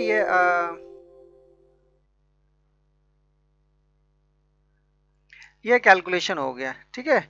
तो आप देखिए कि यहाँ पर A2, B2, C2, F2, G2, तो यहाँ पर जो है D2 और E2 कैलकुलेशन नहीं हुआ। तो अगर हम बीच को कुछ छोड़ना चाहते हैं, उसको हम ऐड करना नहीं चाहते हैं, तो हम इस ढंग से कर सकते हैं। इसी तरह से हम फंक्शन के जरिए भी कर सकते हैं। तो सम हम यहाँ पर हम करेंगे सम, तो हमको लेना है यहाँ से यहाँ तक। तो ये हमने ये ले लिया, देन यहाँ पर हम कोमा देंगे। कोमा देने के बाद ये जो है ये दो सेल हमको लेना है, ये दो सेल छोड़ना है। तो उस ढंग से भी हम लोग कर सकते हैं, ठीक है। देखिए 270 आया। फिर से मैं ये कर देता हूँ। हमको सपोज कीजिए कि ये 3 को लेना है और ये 2 को लेना है, ये 2 को नहीं लेना है। तो यहाँ पर हम सम लिखेंगे। सम लिखने के बाद जो है इसको हम यहाँ से यहाँ तक ड्रैग करेंगे। ड्रैग करने के बाद यहाँ हम कॉमा देंगे। कॉमा देने के बाद जो है हम इसको हम सिलेक्ट कर लेंगे, देन ब्रैकेट को बंद करेंगे। बंद करने के बाद इंटर मारते हैं, सेम रिजल्ट आया। ओके, तो ये एक डिफरेंट तरीका है एडिशन करने का। इसी तरह से हम लोग सब्ट्रैक्ट कर सकते हैं। सब्ट्रैक्ट का सच कोई फार्मूला सब्ट्रैक्ट का जो है एक्सेल में कोई सच कोई फंक्शन डिफाइन नहीं किया गया है, पर हम लोग इसको with the help of operator हम लोग कर सकते हैं। दैट इज अर्थमेटिक ऑपरेटर, जो माइनस ऑपरेटर है। तो इसको हम लोग कैसे करते हैं? से सपोज कीजिए कि हमको इस नंबर से इस नंबर को माइनस करना है, इस नंबर से इस नंबर को माइनस करना है। तो यहाँ पर हम क्लिक किया एंड देन माइनस साइन दिया। माइनस साइन देने के बाद जो है यहाँ पर हमने इसको क्लिक किया, तो यहाँ पर देखिए -16 आ गया। ओके, -16 आ गया। इसी ढंग से कोई यहाँ पर अगर हम वैल्यू देते हैं कि हमको से सेल प्राइस है या फिर खरीद प्राइस है, अगर हमको कैलकुलेशन करना है मेरा प्रॉफिट हुआ है कि लॉस हुआ है, तो कैसे करेंगे? यहाँ पर हम जो है परचेज प्राइस हम लिख देते हैं, परचेज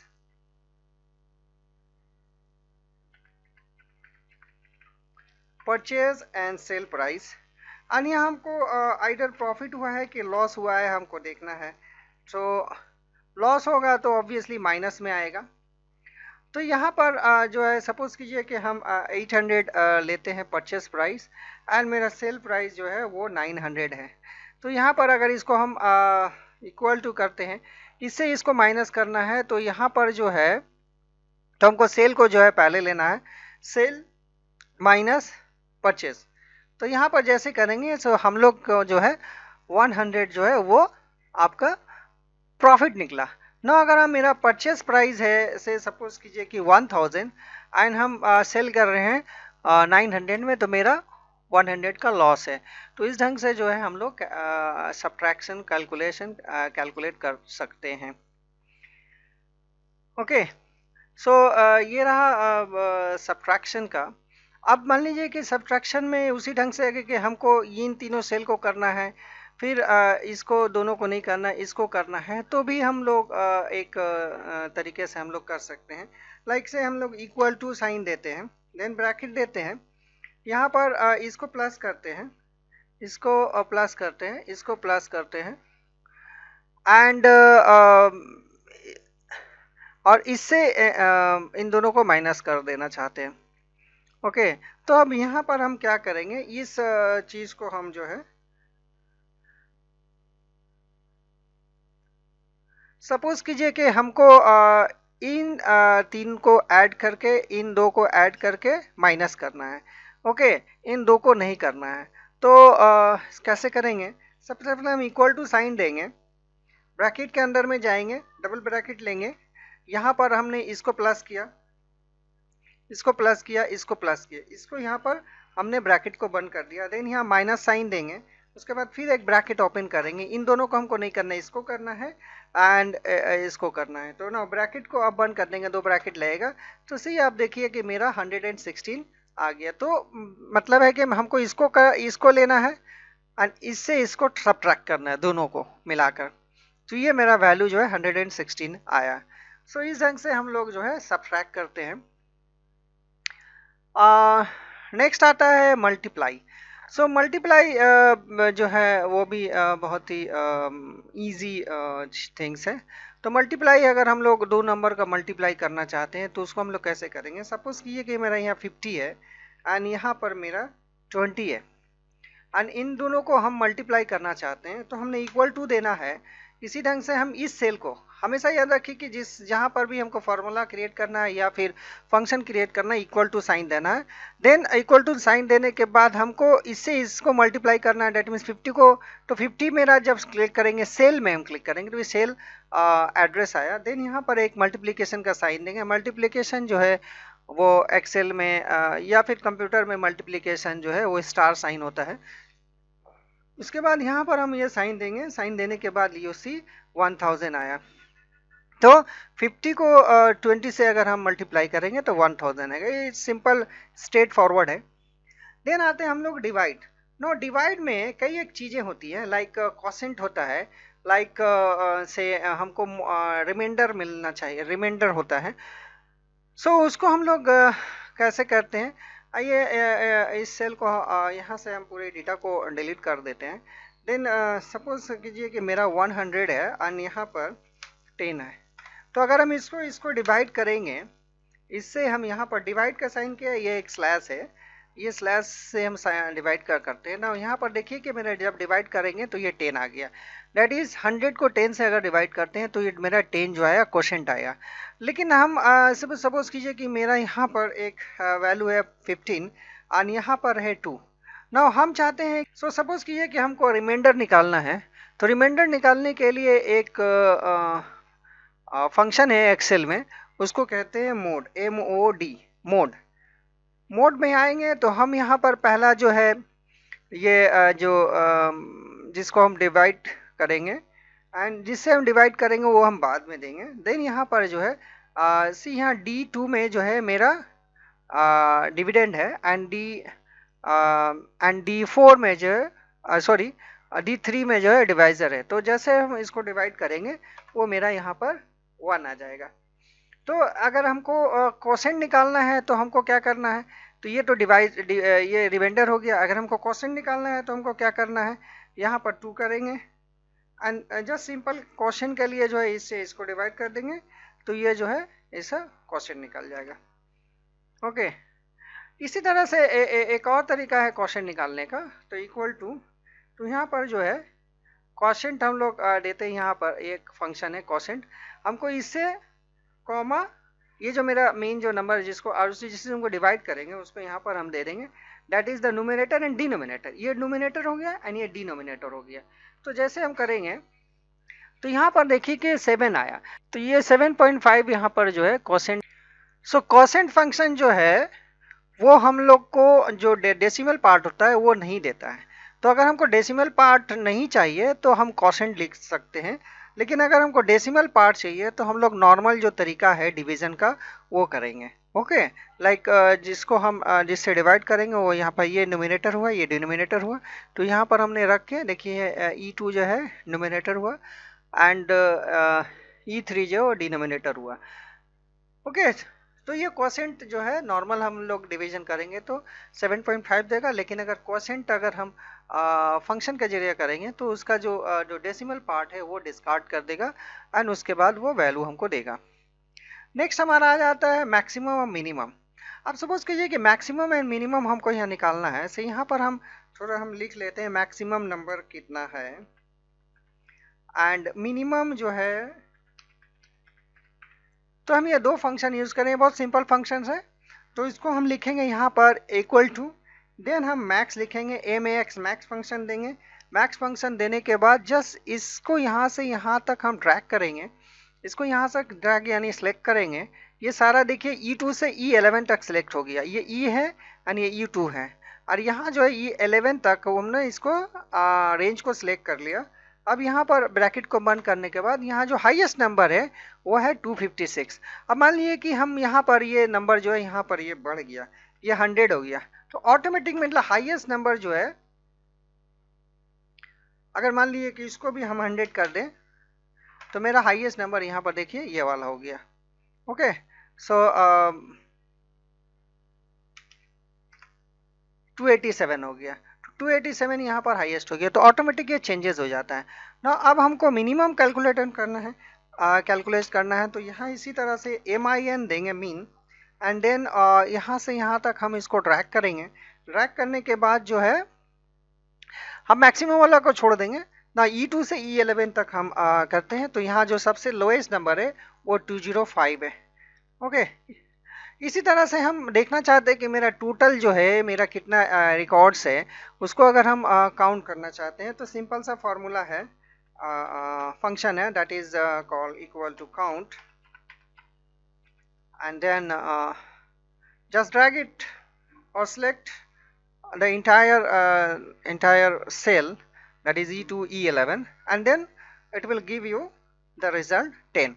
ओके, सो टोटल जो है यहाँ पर देखिए एक नंबर में, एक जो रो नंबर एक में ये तो मेरा यहाँ पर टाइटल्स वगैरह है, लेकिन मेरा टोटल डेटा जो है वो 10 है। तो यहाँ पर देखिए 10 हमको दिखाया ना। आप सपोज कीजिए कि आप कहीं पर काम कर रहे हैं एंड आपका मैनेजर आके बोला कि हमको ये पूरा का पूरा जो है नाम जो है हमको कैपिटल में चाहिए, तो आप तो पूरा टाइप नहीं करेंगे, तो आप क्या करेंगे, हमको अगर कैपिटल में टाइप करना है, कैपिटल में करना है, तो मान लीजिए है कि हमने नेम इन कैपिटल लिख देते हैं, तो थोड़ा सा समझ में आएगा। नेम इन कैपिटल,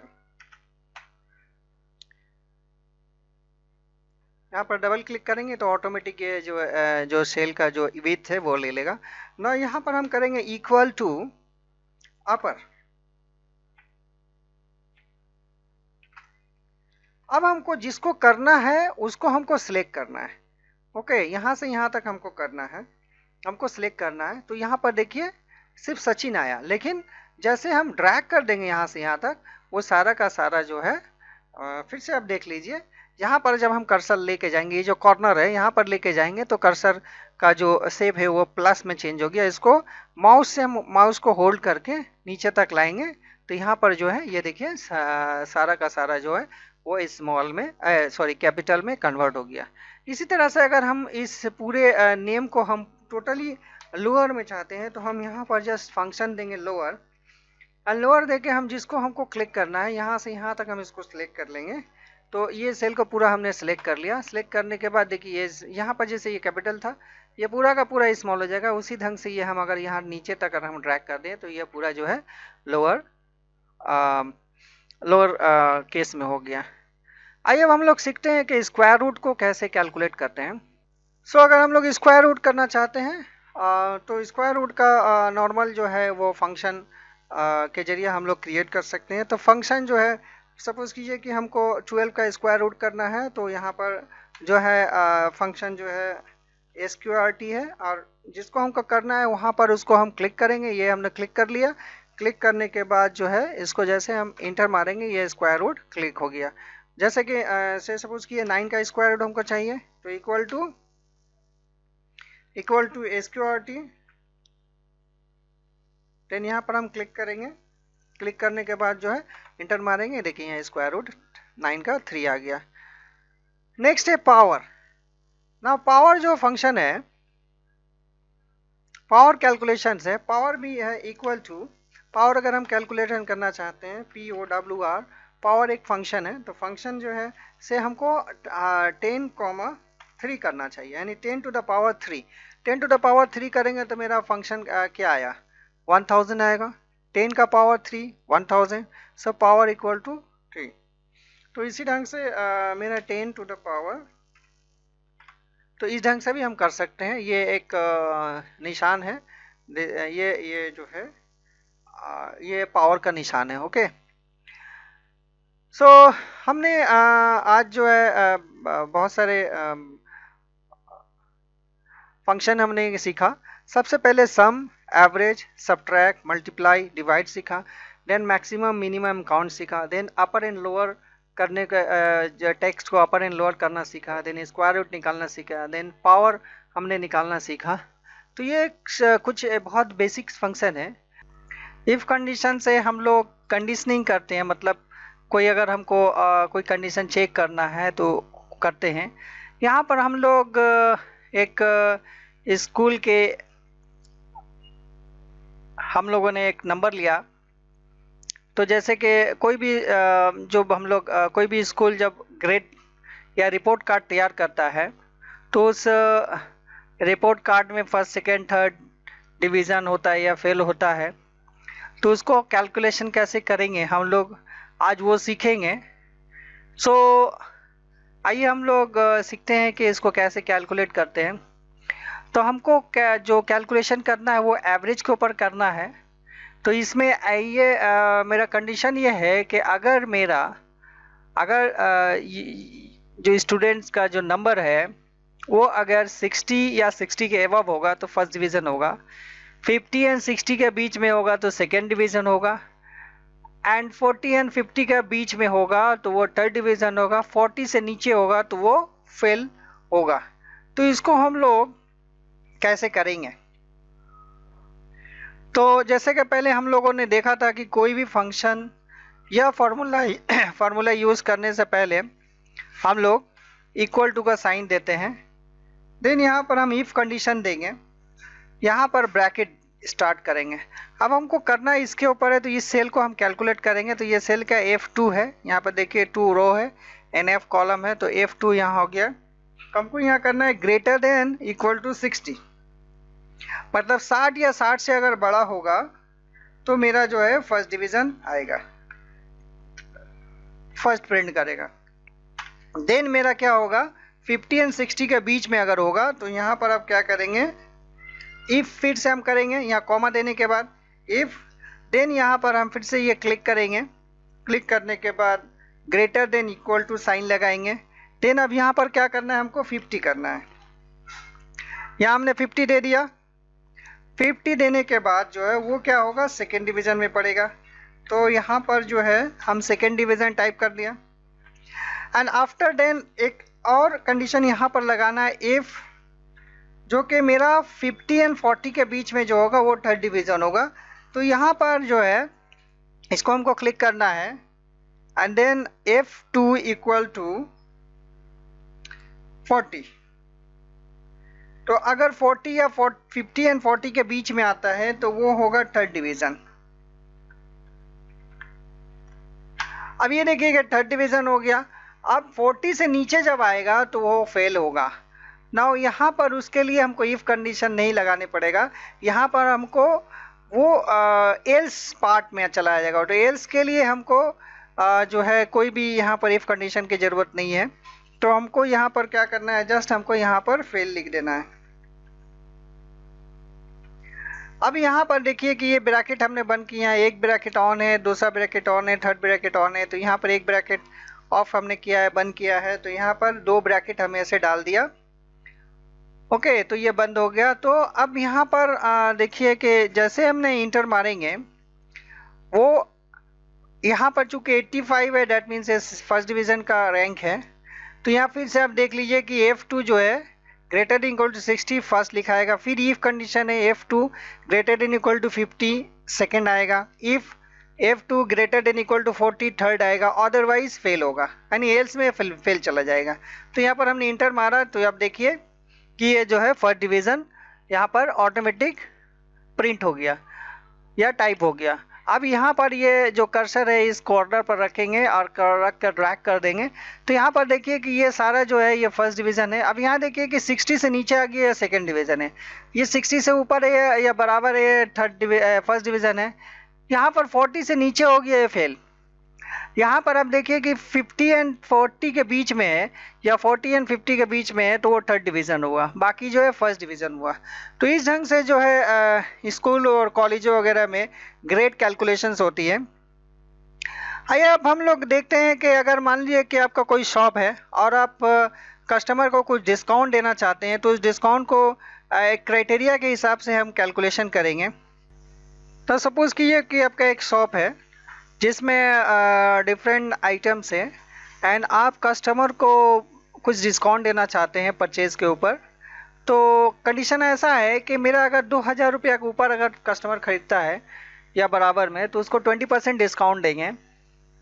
एंड अगर जो कस्टमर है वो अगर 1500 से 2000 के बीच में अगर ख़रीदता है तो उसको 15% का डिस्काउंट देंगे। एंड अगर 1000 से लेके वो 1500 तक का सामान खरीदता है तो उसको 10% डिस्काउंट देंगे। और 1000 से अगर कम खरीदता है तो उसको 7.5% डिस्काउंट देंगे।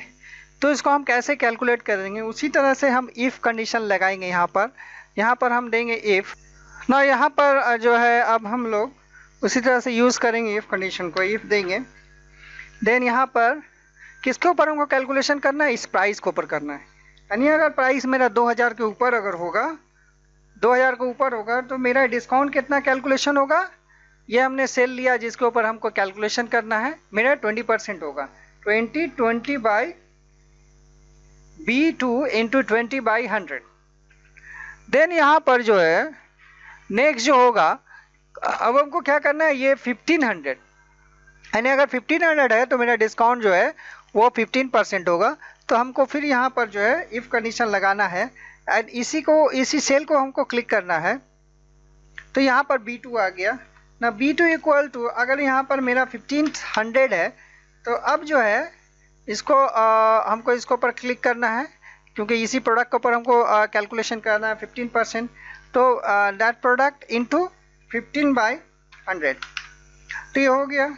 एंड देन हमको करना है कि 1000 में अगर होगा मेरा परचेज जो है 1000 या 1000 से लेके 1500 तक, तो उसको जो डिस्काउंट कितना मिलेगा, 10% मिलेगा। तो यहाँ पर हम देंगे 10/100।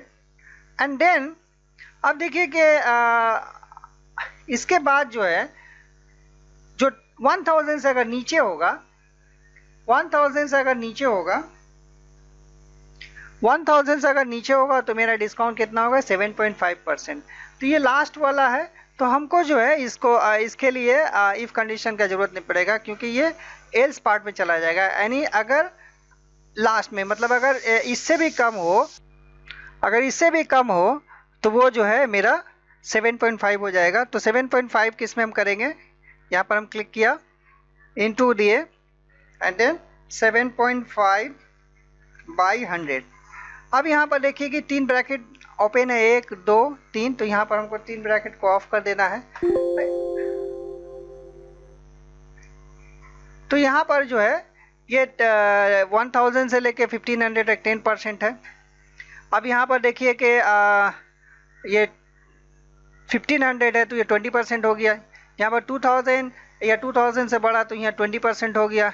यहाँ पर देखिए कि 9 यानी 1000 से कम हो गया, तो ये जो है डिस्काउंट मेरा जो है 7.5% हो गया। अब हमको टोटल इसको करना है कि हमको मैंने कस्टमर हमको कितना पे करेगा आफ्टर डिस्काउंट। तो हमको कैसे कैलकुलेशन करना है, इक्वल टू देंगे, पहले इससे हम इसको करना है तो हम इसको क्लिक करेंगे एंड देन माइनस वैल्यू देंगे। देन इसको इस सेल को हमको क्लिक करना है।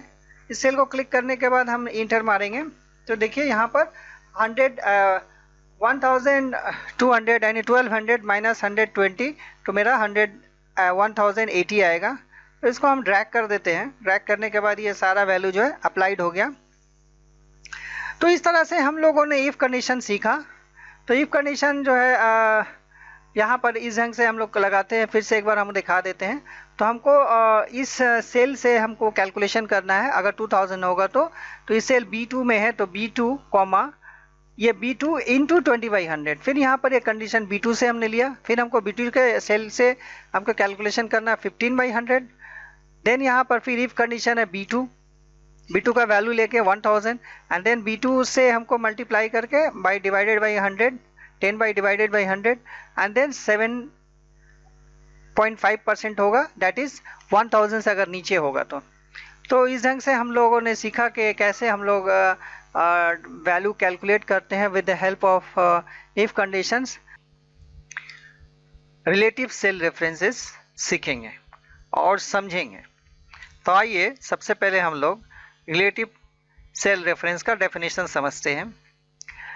Relative cell reference are basic cell reference that adjust and change when copied or when using autofill. By default, a cell reference is a relative reference, which means that the reference is relative to the location of the cell. Example जो है यहाँ पर जैसे आप देख रहे हैं कि sum C2E2 as shown below changes to sum C3। तो अगर मान लीजिए कि हमको अगर सेल ये C है और ये आपका 1 2 3 ये रो है, तो ये A एंड B, तो यहाँ पर अगर हमको इसको सम करना है तो ये मेरा सेल नंबर 1 सेल नंबर 2, तो यहाँ पर अगर इक्वल टू अगर हम सम करते हैं तो ये हो जाएगा सेल 1 और ये यहाँ पर अगर इसका नीचे करेंगे या ये AB को करेंगे यहाँ पर, तो यहाँ पर सेल यहाँ पर आप देख रहे हैं कि AB हो जाएगा, तो यहाँ पर A एंड B1। इसी ढंग से अगर नीचे में अगर हम आ जाएंगे तो यहाँ पर आ जाएगा A2 B2, यानी ऑटोमेटिक ये जो है आपका एड्रेस ले लेगा A2 B2, जैसे यहाँ पे C2 से लेकर E2 and then next value जो होगा, जो नेक्स्ट इसका नीचे जस्ट आएगा वो यहाँ पर ले लेगा आपका C3 colon E3। So when copy across the cell, तो अगर हम लोग सेल करेंगे तो नीचे की तरफ अगर ड्रैग करेंगे तो वो ले लेगा। Now situation arise using autofill. आइए अब हम लोग रिलेटिव सेल रेफरेंस को एक एग्जांपल के जरिए सीखते हैं। अब यहाँ पर आप देख रहे हैं कि इसको अगर हमको सम करना है, ये तीनों वैल्यूज को, तो यहाँ पर हम लिखेंगे इक्वल टू देना जरूरी है। इससे पहले भी हम लोगों ने डिस्कस किया है कि जब भी कोई फॉर्मूला लिखेंगे या फंक्शन लिखेंगे तो हमको इक्वल टू देना जरूरी है। देन अब हमको यहाँ पर जो है सम लेना है, सम एक फंक्शन लेना है एंड अब यहाँ से यहाँ तक इसको हम सिलेक्ट कर लेंगे। तो यहाँ पर अब देखिए C2 एंड E2 हो गया एंड इसको जब इंटर मारेंगे तो ये आप हो गया, कैलकुलेशन कर दिया सम ना। अब नीचे की तरफ अगर हम लाएंगे तो नीचे की तरफ जैसे यहाँ पर हम ड्रैग करेंगे, अब देखिए कि सब में मेरा सम दिख रहा है, यहाँ पर भी इसका दिख रहा है। तो ये क्यों दिख रहा है? क्योंकि ये देखिए यहाँ पर C3 E3, C4 E4, C5 E5, C6 E6, C7 E7, C8 E8। That means ये जो ऑटोमेटिक जो है ये कॉपी कर लेता है। आइए एक और एग्जाम इसमें हम देखते हैं, एवरेज कैलकुलेशन करके भी देख लेते हैं। एवरेज तो हमको यहाँ से यहाँ तक एक रेंज हमको सिलेक्ट कर लेना है। सिलेक्ट करने के बाद जो है अब यहाँ पर देखिए कि ये हमने यही रेंज को सिलेक्ट किया C2 E2। जैसे हमने इंटर मार दिया वो यहाँ पर ऑटोमेटिक वैल्यू जो है यहाँ पर आप देखिए कि C3 E3 आ गया। इसी ढंग से अगर मान लिए कि हम इसको कैलकुलेशन अगर हम डिफरेंट ढंग से अगर करते हैं, से अगर इक्वल टू हम इसके ऊपर करते हैं, इस दैट इज जो टोटल है, अब मेरा टोटल वैल्यू कितना 1 2 3 है, यानी तीन सब्जेक्ट्स है, तो हम इसको डिवाइड करेंगे 3 से जैसे ही डिवाइड कर देंगे तो मेरा वैल्यू जो है वो F2 में देख रहे हैं ना, तो F2। अब जो है कि नेक्स्ट वाला वैल्यू देखिए F3 हो गया ऑटोमेटिक, F4 हो गया, F5 F6 यहाँ पर आप देख रहे हैं, F7 F8। तो ये जो है ये रिलेटिव सेल रेफरेंस का कमाल है। अगले वीडियो में हम लोग एब्सोल्यूट सेल रेफरेंस सीखेंगे। हाय दोस्तों, कैसे हैं आप सब? Excel tutorial step by step में इस वीडियो में हम लोग सीखेंगे एब्सोल्यूट सेल रेफरेंस। सबसे पहले आते हैं कि एब्सोल्यूट सेल रेफरेंस क्या है। To cell an absolute reference in Excel refer to a reference that is locked so that rows and columns won't change when copied. Unlike a relative reference, an absolute reference refers to an actual fixed location on a worksheet. That is done by putting the dollar sign before and after the column name of the selected cell, or else we can type F4 function key and will automatically cover the column alphabet with the dollar. For example, if we want to fix the cell A1, then it will look as equal to $A $1. Uses of absolute cell references. The absolute cell reference in Excel is a cell address that contains a dollar sign. It can precede the column reference, the row reference, or both. With the use of an absolute cell reference in Excel, we can keep a row or a column constant, or can keep both constant. It doesn't change when copied to other cells. इसका मतलब यह है कि अगर हम लोग कुछ ऐसा कैलकुलेशन चाहते हैं जिसमें एक ही सेल जो है बाकी दूसरे सेल पर अप्लाई हो, और तो उस सेल को हमको लॉक करना पड़ता है, तो अगर उस तरह से अगर हम लॉक नहीं करेंगे तो हमारा जो रिजल्ट है वो एरर रिजल्ट आएगा।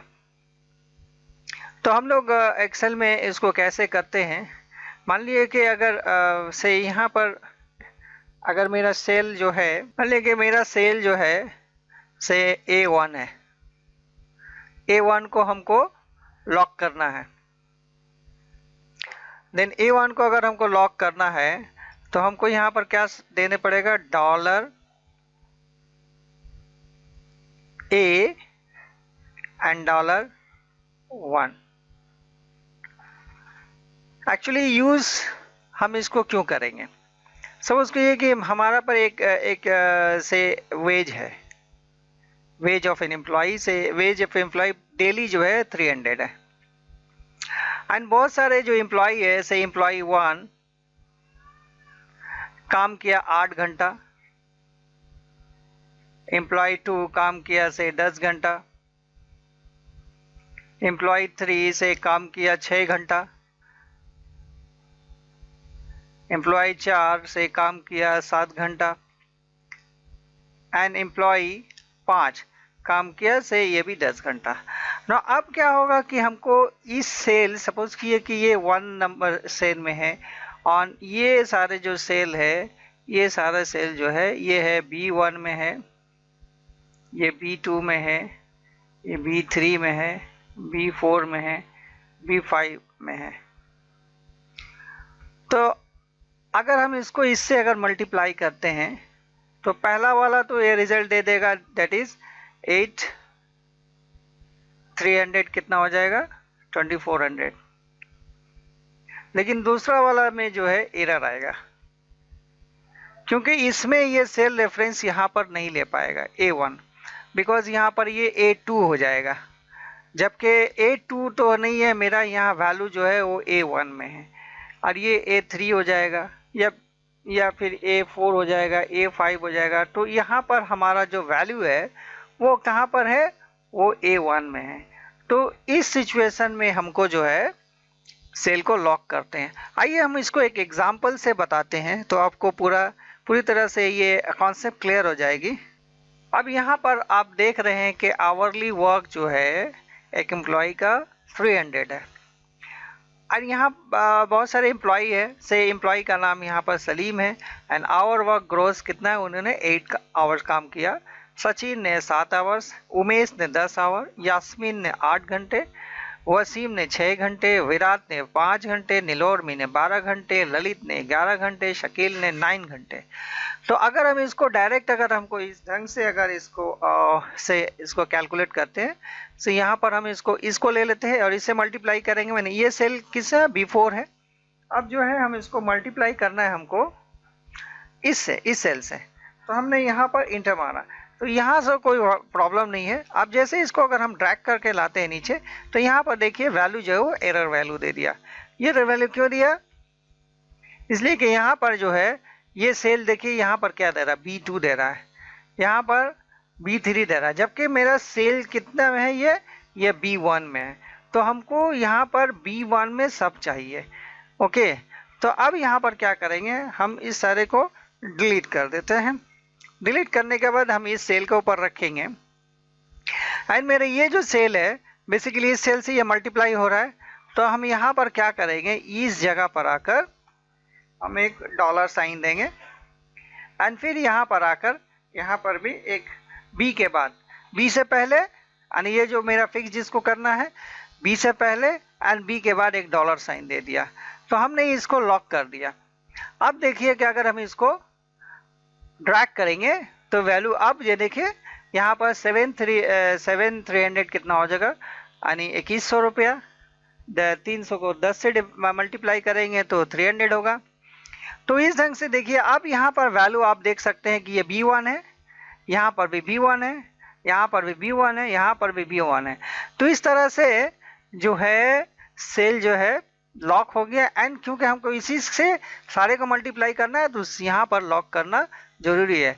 तो इसी को एब्सोल्यूट रेफरेंस कहते हैं। तो कहीं पर भी अगर हमको ऐसा सिचुएशन हो जहाँ पर हमको एक सेल बहुत सारे सेल पर दूसरी जगह सेल के ऊपर बहुत सारे अप्लाई करना होगा, मल्टीप्लिकेशन हो, एडिशन हो, सब्ट्रैक्शन हो, व्हाटएवर या और कोई भी कैलकुलेशन हो, तो हमको we must use the absolute reference. Absolute reference हम लोग कैसे करेंगे, यहाँ पर अगर इक्वल टू साइन देंगे, मान लीजिए इसको हमको एब्सोल्यूट करना है तो ऑब्वियसली यहाँ पर ये बी दिख रहा है, इसको थोड़ा बड़ा कर देते हैं, इक्वल टू, तो अगर हम यहाँ पर डालते हैं B1 तो हमको क्या करने पड़ेगा,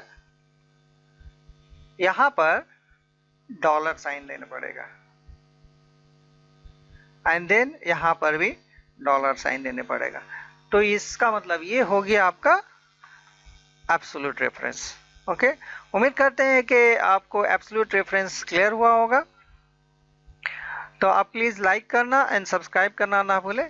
हाय फ्रेंड, हम लोग इस वीडियो में वी लुकअप के बारे में सीखेंगे कि वी लुकअप क्या है। सबसे पहले हम लोग जानते हैं कि वी लुकअप किसको कहते हैं। The V lookup stand for vertical lookup.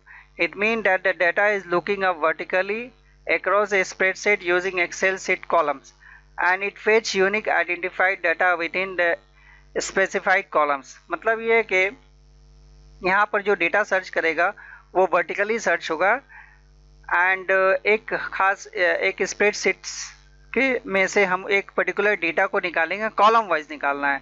Okay, तो कॉलम वाइज मतलब वर्टिकल। सो इसका जो सिंटैक्स है वो इस तरह से है।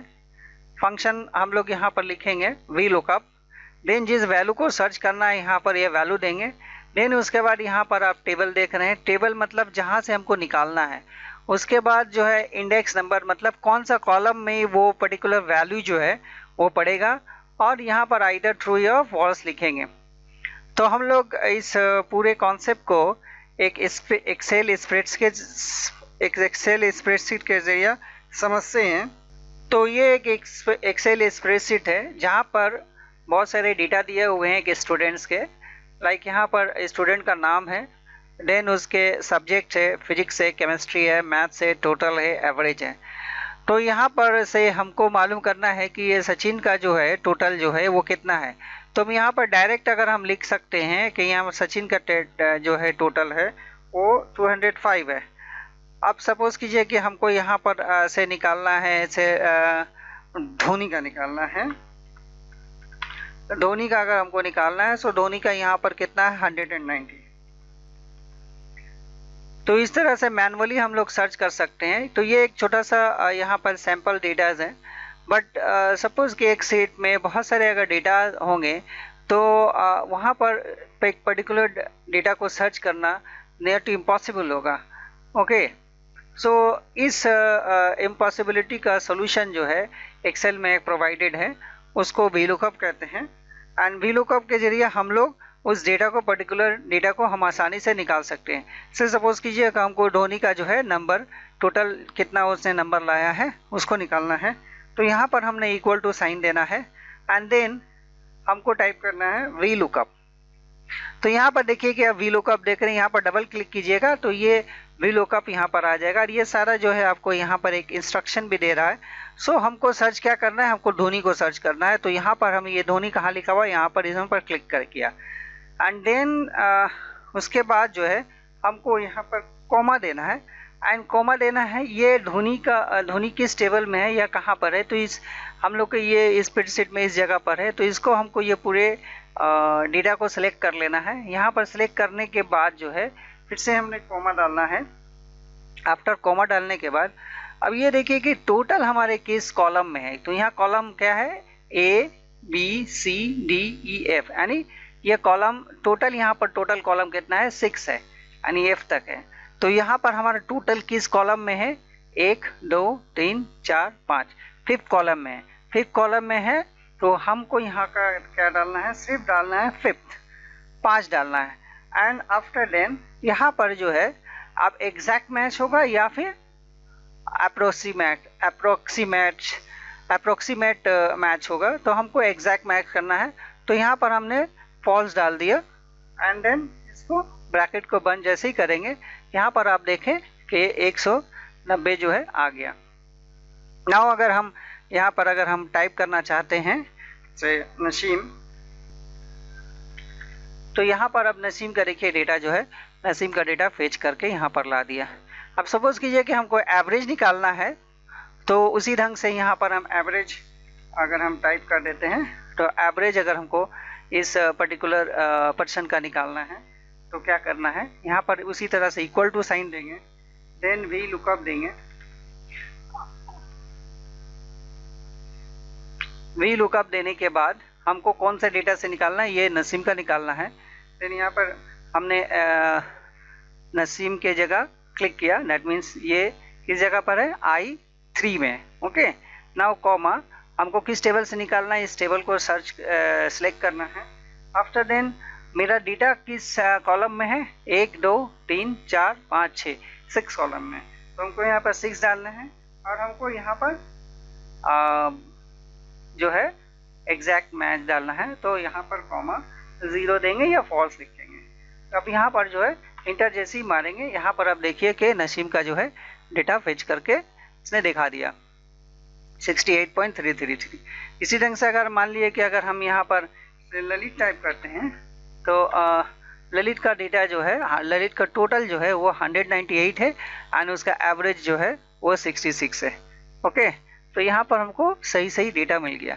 तो वी लुकअप के जरिए हम लोग एक पर्टिकुलरली डेटा को फाइंड आउट कर सकते हैं वर्टिकली। उम्मीद करते हैं कि आपको ये वी लुकअप समझ में आया होगा और अगर कोई और क्वेश्चन मज़ीद है तो आप प्लीज़ कमेंट करके हमको बताएं कि कहाँ पर आपको प्रॉब्लम हो रही है, तो मैं इसको सॉल्व करूँगा इंशाल्लाह। एंड आप जो है इस वीडियो को लाइक करना और सब्सक्राइब करना ना भूलें। Thank you. लास्ट वीडियो में हम लोगों ने वी लुकअप के बारे में पढ़ा कि वी लुकअप से कैसे हम लोग वैल्यू निकालते हैं। तो हम लोग को अगर यहाँ वैल्यू अगर निकालना है तो हम लोगों ने यहाँ पर फंक्शन जो अप्लाई किया था, अगर ललित का निकालना है तो वी लुकअप हमने फंक्शन का नाम देना है एंड देन यहाँ से ये वैल्यू को निकालना है। तो हमको ये जो है एड्रेस देना है, यहाँ पर ये I3 है एंड देन हम लोगों ने टेबल सेलेक्ट किया था, ये टेबल हम लोगों ने पूरा लिया एंड देन हमको अगर यहाँ टोटल निकालना है तो 1 2 3 4 5, 5वां नंबर कॉलम को हमको यहाँ पर टाइप करना है एंड देन हमको एग्जैक्ट मैक्स निकालना था तो हमने फॉल्स दिया। अब यहाँ पर हमको अगर से सपोज कीजिए कि हमको उमर का अगर हमको डेटा निकालना है तो यहाँ पर हमको उमर टाइप करने पड़ेगा, लेकिन हमको बार बार यहाँ पर टाइप करने पड़ रहा है। अब हम लोग इस वीडियो में सीखेंगे कि यहाँ पर हमने एक लिस्ट हम अगर डाल देते हैं तो उस जस्ट लिस्ट को अगर हम सिलेक्ट करते हैं तो वो सारा का सारा डेटा जो है हम लोग जस्ट लिस्ट में क्लिक करेंगे, जिस नाम को क्लिक करेंगे वही नाम का डेटा हमारा पास आएगा। तो इसके लिए हम जाते हैं यहाँ पर, ये जो आप लोगों ने देख रहे हैं यहाँ पर जो टैब्स है, यहाँ पर हमको एक डेटा टैब में जाना है। डेटा टैब में यहाँ पर ए रिबन में आएंगे, यहाँ पर आप देख रहे हैं डेटा वैलिडेशन लिखा हुआ है। तो डेटा वैलिडेशन में हमको क्लिक करना है एंड डेटा वैलिडेशन में क्लिक करने के बाद आपका ये डायलॉग बॉक्स आएगा डेटा वैलिडेशन। तो आपको कहीं जाना नहीं है, ये सेटिंग्स में यहाँ पर लिखा हुआ है और ये चूँकि हम एक्सेल 2013 यूज़ कर रहे हैं, तो आप किसी भी एक्सेल के वर्जन में जाइएगा तो मोरलेस इसी ढंग का वैल्यू जाएगा।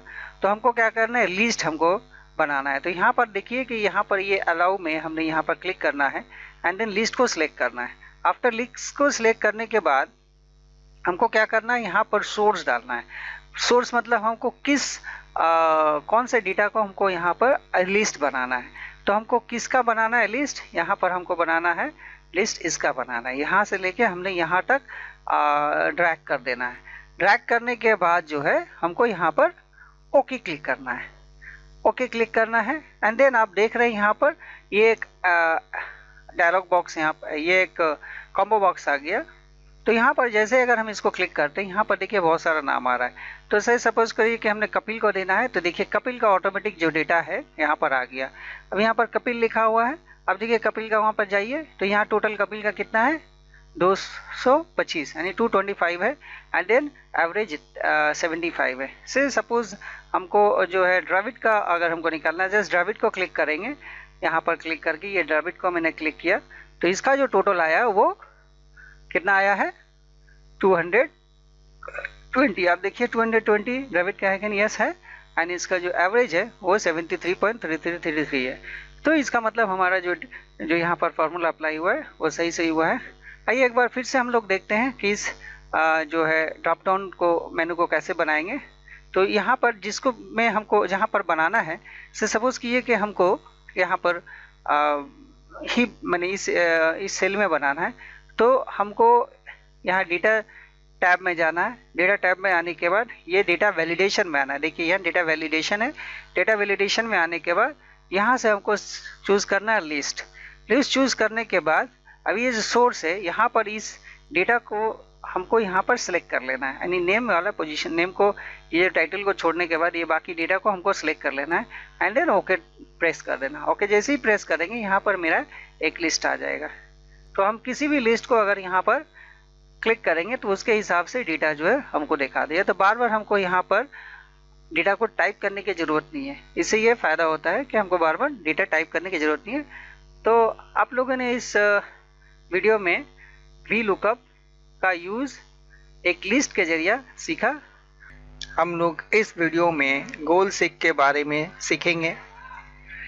तो आइए सबसे पहले हम लोग गोल सीक क्या है ये समझते हैं। The goal seek Excel function, often called what if analysis, is a method of solving the goal output by changing the assumption that drive the goal. This function essentially uses trial and error to solve the problem by inserting guesses until the question is answered. For example, if we want to calculate simple interest by putting principal rate and time, we can analyze interest and changing of its values. अगर हम लोग कोई से यहाँ पर जैसे कि simple interest अगर हम कैलकुलेट करना चाहते हैं और इसके कैलकुलेशन को से सपोज कि हम यहाँ पर से 5000 मेरा सिंपल इंटरेस्ट है एंड से 5 साल के लिए रखना चाहते हैं विथ से रेट ऑफ इंटरेस्ट जो है 8.5%। तो रेट ऑफ इंटरेस्ट जो है 8.5% होगा।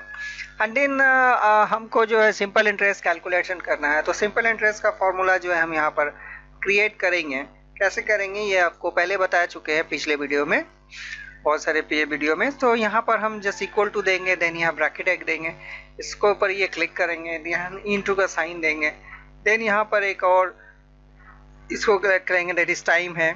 उसके बाद जो है रेट वाला पोर्शन को क्लिक करेंगे। सो रेट वाला पोर्शन यहाँ पर जो है सबसे पहले यहाँ पर इनटू देंगे एंड देन रेट का प्रोपोर्शन जो है रेट का जो पोर्शन है उसको क्लिक करेंगे एंड देन डिवाइडेड बाई 100। तो यहाँ पर देखिए कि डिवाइडेड बाई 100 अब ये मेरा जो इंटरेस्ट आ रहा है 2125।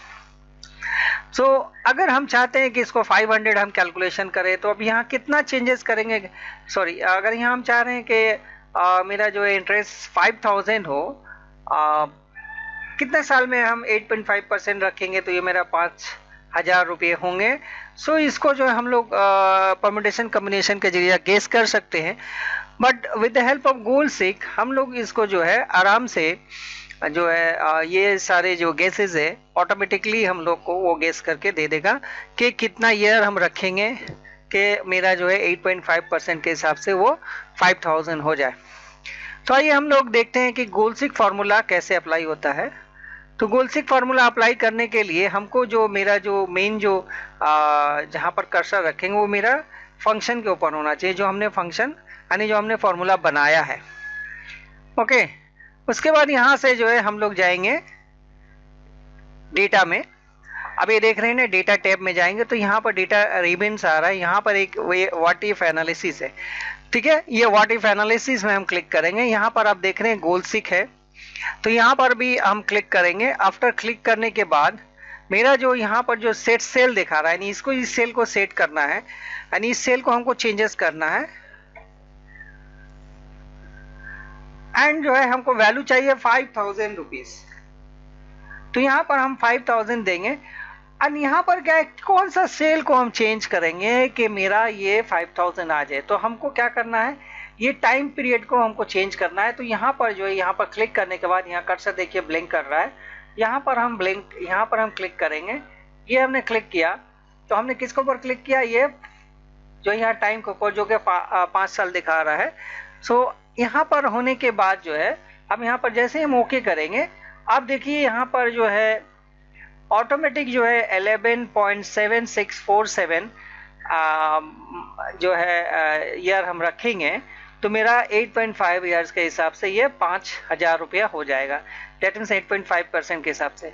अगर ये हम ओके करते हैं तो ये मेरा जो वैल्यू आया है ये रह जाएगा, और अगर कैंसिल करते हैं तो ये मेरा वैल्यू जो है वो पहले के जो 5 ईयर्स था वो चला जाएगा यहाँ पर। नो, हम चाहते हैं कि मेरा यही रहे, तो हम कितने साल में मेरा 5000 रुपया चाहिए 8.5% के हिसाब से 5 साल रख के कितना हमको प्रिंसिपल रखने होगा कि ये मेरा 5000 रिटर्न आए। तो अब हमको क्या करना है, यहाँ पर ही फॉर्मूला रखना है। यहाँ पर आएंगे, गोल्सिक में आएंगे। गोल्सिक में आने के बाद यहाँ पर हमको क्या करना है, 5000 देना है। 5000 मैंने दिया। अब हमको कौन सा सेल चेंज करना है, हमको चेंज करना है प्रिंसिपल को। तो यहाँ पर रखेंगे, यानी हम चाहते हैं कि मेरे 5 ईयर्स में 8.5% के हिसाब से कितना मेरा प्रिंसिपल हो, जो मेरा 5000 जो है इंटरेस्ट रिटर्न करे। तो यहाँ पर जैसे हमने यहाँ पर L7 ये अब जो हमारा जिसमें हमने फार्मूला सेट किया हुआ है, एंड देन हमको चेंजेस करना टू वैल्यू। यहाँ पर देखिए, ध्यान से देखिए कि यहाँ पर हमको 5000 देना है, जो हमको वैल्यू लाना है। एंड देन यहाँ पर कौन सा सेल को हमको चेंज करना है, तो यहाँ पर हमने क्या लिया, हमको इस सेल को चेंज करना है। तो हमको इस सेल को चेंज करना है, यहाँ पर क्लिक करेंगे। एंड जैसे ही हम ओके करेंगे तो आप देखिए कि यहाँ पर हम ओके कर दिया, तो ये वैल्यू मेरा अब ये 11,764.7 रुपीज़ अगर हम रखते हैं 5 साल में, तो 8.5% के हिसाब से वो 5000 होंगे। तो गोल्सिक बेसिकली हम लोग यूज़ करते हैं एक व्हाट इफ एनालिसिस, यानी क्या होगा अगर ऐसा हो तो ये जो है एक बहुत इंपॉर्टेंट टूल है एक्सेल में, जो इसके जरिए आप लोग बहुत सारे एनालिसिस अपने वर्क में कर सकते हैं। होप करते हैं कि इस वीडियो में गोल्सिक का यूजेस आपको समझ में आया होगा। फिर भी अगर कोई क्वेश्चन रह गया हो या और कोई क्वेश्चन की जानकारी चाहिए गोल्सिक के बारे में, तो आप कमेंट बॉक्स में ज़रूर बताएं। इस वीडियो में डेटा टेबल के बारे में समझेंगे। सो डेटा टेबल क्या है? Data table is a range of cell in which you can change values in some of the cells and come up with different answer to a problem. जैसे मान लीजिए कि यहाँ पर जो है हमको से इंटरेस्ट हमको कैलकुलेशन करना है, तो इंटरेस्ट यहाँ पर हमने प्रिंसिपल 5000 दिया हुआ है, टाइम 5 ईयर्स है एंड रेट 8% है, एंड यहाँ पर इंटरेस्ट उसका कैलकुलेशन हुआ है 2000। ये फार्मूला है जैसे कि पिछले वीडियो में हम लोग गोल्सिक में देखे थे। तो यहाँ पर ये हो गया आपका जो है ये प्रिंसिपल के लिए हो गया B4, एंड देन यहाँ पर ये B5 है, ये B5 है, एंड देन B6/100। ना हम चाहते हैं कि हम मेरा एक सीरीज जनरेट हो जिसमें 6000, 7000, 8000, 9000 एंड 10000 का जो है इंटरेस्ट कितना होता है उसको हमको अगर दिखना हो तो हम कैसे देखेंगे या कैसे समझेंगे। तो आइए हम लोग पहले काम करते हैं, कैसे हम लोग स्टार्ट करेंगे। आइए तो हम लोग देखते हैं कि यहाँ पर जो है टेबल कैसे हम लोग करेंगे। तो यहाँ सिंगल वैल्यूज़ है यानी यहाँ रो वाइज हमने करना है। तो यहाँ पर हम क्लिक करेंगे एंड देन यहाँ पर हम इक्वल टू करेंगे। इक्वल टू करने के बाद ये फार्मूला जो है, ये फार्मूला के ऊपर हमने क्लिक करना है। यहाँ पर हमें इंटर मार दिया तो यहाँ पर ये 2000 आया। अब जो ये इस पूरे चीज़ को हम पूरे जो यहाँ पर डेटा है उसको हम सिलेक्ट कर लेंगे। आफ्टर सिलेक्टिंग के बाद ये देख रहे हैं ये डेटा है, यहाँ पर डेटा टैब से यहाँ पर हम जाएंगे। यहाँ पर आने के बाद व्हाट इफ एनालिसिस आ रहा है, तो व्हाट इफ एनालिसिस में क्लिक करेंगे। यहाँ पर टेबल आ रहा है तो ये हमको टेबल क्रिएट करना है। तो यहाँ पर आप टेबल यहाँ पर आप देख रहे हैं, तो ये जो आप टेबल यहाँ पर देख रहे हैं रो इनपुट सेल है एंड कॉलम इनपुट सेल है। तो यहाँ पर चूंकि ये रो इनपुट है तो हमको यहाँ पर रो इनपुट करना है ना। रो इनपुट हमको किस में करना है, दैट इज ये वाला पोर्शन को हमको क्लिक करना है। सॉरी, हमको ये वाला पोर्शन को क्लिक करना है 5000 को। एंड जैसे हम ओके करेंगे तो यहाँ पर आप देख रहे हैं कि यहाँ पर जो है 6000 5 इयर्स के लिए 8% के हिसाब से 2400 होते हैं एंड 7000 में 2800 होते हैं, 8000 में 3200 होते हैं, 9000 में 3600 होते हैं एंड 10,000 में ये 4000 इंटरेस्ट होगा। तो इस तरह से हम लोग सिंगल वैल्यूज के जरिया ये एक हॉरिजेंटल वाइज या फिर लाइक रो वाइज और कॉलम वाइज हम डेटा को कैलकुलेट कर सकते हैं। इसी तरह से हम दो वेरिएबल्स को भी या दो row wise and column wise भी डेटा हम जो है टेबल क्रिएट कर सकते हैं। अब हम जो है इसमें यहाँ पर जो है row wise and column wise दोनों देखें, यानी ये दो वेरिएबल के हिसाब से देखेंगे तो सब यहाँ पर आप देख रहे हैं कि रेट जो है 8% है और यहाँ पर हमने 5 year, 6 year, 7 year, 8 year, 9 year, 10 year समझ लेते हैं। और ये हमको ये प्रिंसिपल अमाउंट है 5000, 8000, 12000, 20000। तो ये मेरा कितना यहाँ पर 5 ईयर्स में 8% के हिसाब से 5000 का कितना इंटरेस्ट होगा, फिर 6 ईयर्स में कितना इंटरेस्ट होगा। तो इसको हमको कैलकुलेशन करना है। तो ये सारा कैलकुलेशन करने में काफ़ी टाइम लगेगा, लेकिन with the help of data tables with 2 variables देखिए कितना ईजी हो जाता है ये काम करना। तो यहाँ पर हम जस्ट इक्वल टू साइन देंगे, यहाँ पर जस्ट इक्वल टू साइन देंगे। उसके बाद जो है हम यहाँ ब्रैकेट देते हैं। देन यहाँ पर ये परसेंटेज जो है ये हम यहाँ पर ले लेते हैं इसका। उसके बाद ये यहाँ पर ये जो कॉलम वाइज है इसका जो है यहाँ जस्ट इसके ऊपर में जो ये प्रिंसिपल का हो गया एंड देन यहाँ पर जो है ये ईयर के लिए हो गया। उसके बाद जो है हम इस ब्रैकेट को बंद करके 100 से ये मेरा सिंपल इंटरेस्ट का फार्मूला हो गया। अब देखें कि यहाँ पर एक ज़ीरो आया, ऑब्वियसली यहाँ कोई वैल्यू नहीं है तो ज़ीरो आएगा। अब यहाँ पर इसको जो है हम ये पूरे को डेटा को सिलेक्ट कर लिया, इस पूरे टेबल को सिलेक्ट कर लिया। इस डेटा टैब में आएंगे, फिर यहाँ से जो है व्हाट इफ एनालिसिस में आएंगे। आप देख रहे हैं व्हाट इफ एनालिसिस, जो यहाँ व्हाट इफ एनालिसिस यहाँ डेटा टेबल्स में आएंगे। तो ये डेटा टेबल्स आ गया। अब यहाँ पर ये डेटा टेबल आने के बाद अब देखिए कि यहाँ पर रो इनपुट है, कॉलम इनपुट है ना। रो इनपुट में यहाँ पर हम ये क्लिक करेंगे एंड देन यहाँ पर जो है कॉलम इनपुट में कर दिया। देन यहाँ पर जैसे ही हम ओके करेंगे तो देखिए ये कितना आसानी से जो है हमारे डेटा जो है कैलकुलेशन हो गया। यानी रेट 8%, 5 इयर्स के हिसाब से 5000 का जो है वो मेरा रेट ऑफ जो इंटरेस्ट होगा वो 2000 होगा। तो यहाँ पर आपने देखा कि जो रेट है 8% और 5000, 8000, 12000, 20000 ये मेरा प्रिंसिपल अमाउंट है एंड ये ईयर है 5, 6, 7। तो इसका हर का जो है हमने टेबल वाइज एक कैलकुलेशन करके दिखाया। तो यहाँ पर जो ईयर 7, 8, 9, 10 के हिसाब से प्रिंसिपल अमाउंट ये रेट ये 8% रहेगा। यहाँ पर अगर मान लीजिए कि यहाँ पर हम अगर कैलकुलेशन को हम चेंज करते हैं 9% करते हैं तो देखिए ऑटोमेटिक जो है यहाँ पर सारा वैल्यू चेंज हो जाता है। So it's very simple things, but यहाँ पर जो है सिंपली हम लोग जो डेटा टेबल हमने क्रिएट कर दिया। लेकिन अगर हम लोग खुद से अगर क्रिएट करने जाएंगे इस ढंग का एक अरेंजमेंट अगर क्रिएट करने जाएंगे तो it will take lot of times. So ये टाइम सेविंग भी है एंड बहुत ईजिली हम लोग का कैलकुलेशन हो जाता है। तो उम्मीद करते हैं कि ये डेटा टेबल जो है आपको समझ में पूरी तरह से आ गया होगा। एंड तो प्लीज़ इस वीडियो को लाइक करना एंड सब्सक्राइब करना ना भूलें। Hi friend, Excel step by step tutorial में इस वीडियो में हम लोग सम इफ और एवरेज इफ के बारे में पढ़ेंगे। आगे बढ़ने से पहले इस वीडियो को लाइक करना और सब्सक्राइब करना ना भूलें, और इस वीडियो को आप पूरा देखें। पूरा अगर नहीं देखिएगा, स्किप कीजिएगा तो बहुत सारी चीज़ें आपको समझ में नहीं आएंगी। तो आइए हम लोग चलते हैं सम इफ के बारे में पहले समझने के लिए। सम इफ क्या है? It's all the values in range of cell that meet a specified criteria. यानी एक क्राइटेरिया अगर हम देंगे, क्राइटेरिया के हिसाब से वो सम करेगा। सिर्फ सम में क्या हुआ करता था कि जैसे अगर यहाँ पर अगर हम सिर्फ सम करते हैं, सिर्फ अगर हम सम फंक्शन यूज करते हैं, यहाँ से इसको हम ड्रैग करते हैं तो सारा का सारा जो है ये सम कर देता है। लेकिन हम चाहते हैं कि इसमें से कुछ चीज़ें हम नहीं ले और कुछ चीज़ें को ले। तो ऐसे सपोज किए कि यहाँ जो 1500 करके ये 5 एलिमेंट्स आपको देख रहे हैं, हमको ये नहीं चाहिए, यानी ये लेस देन 2000 है। तो मेरा क्राइटेरिया में ये होना चाहिए कि मेरा जो लेस देन 2000 होगा उसको ऐड नहीं करेगा, बाकी को ऐड करेगा। सो अगर बाकी को ऐड करेगा तो उसको हम लोग कैसे करेंगे?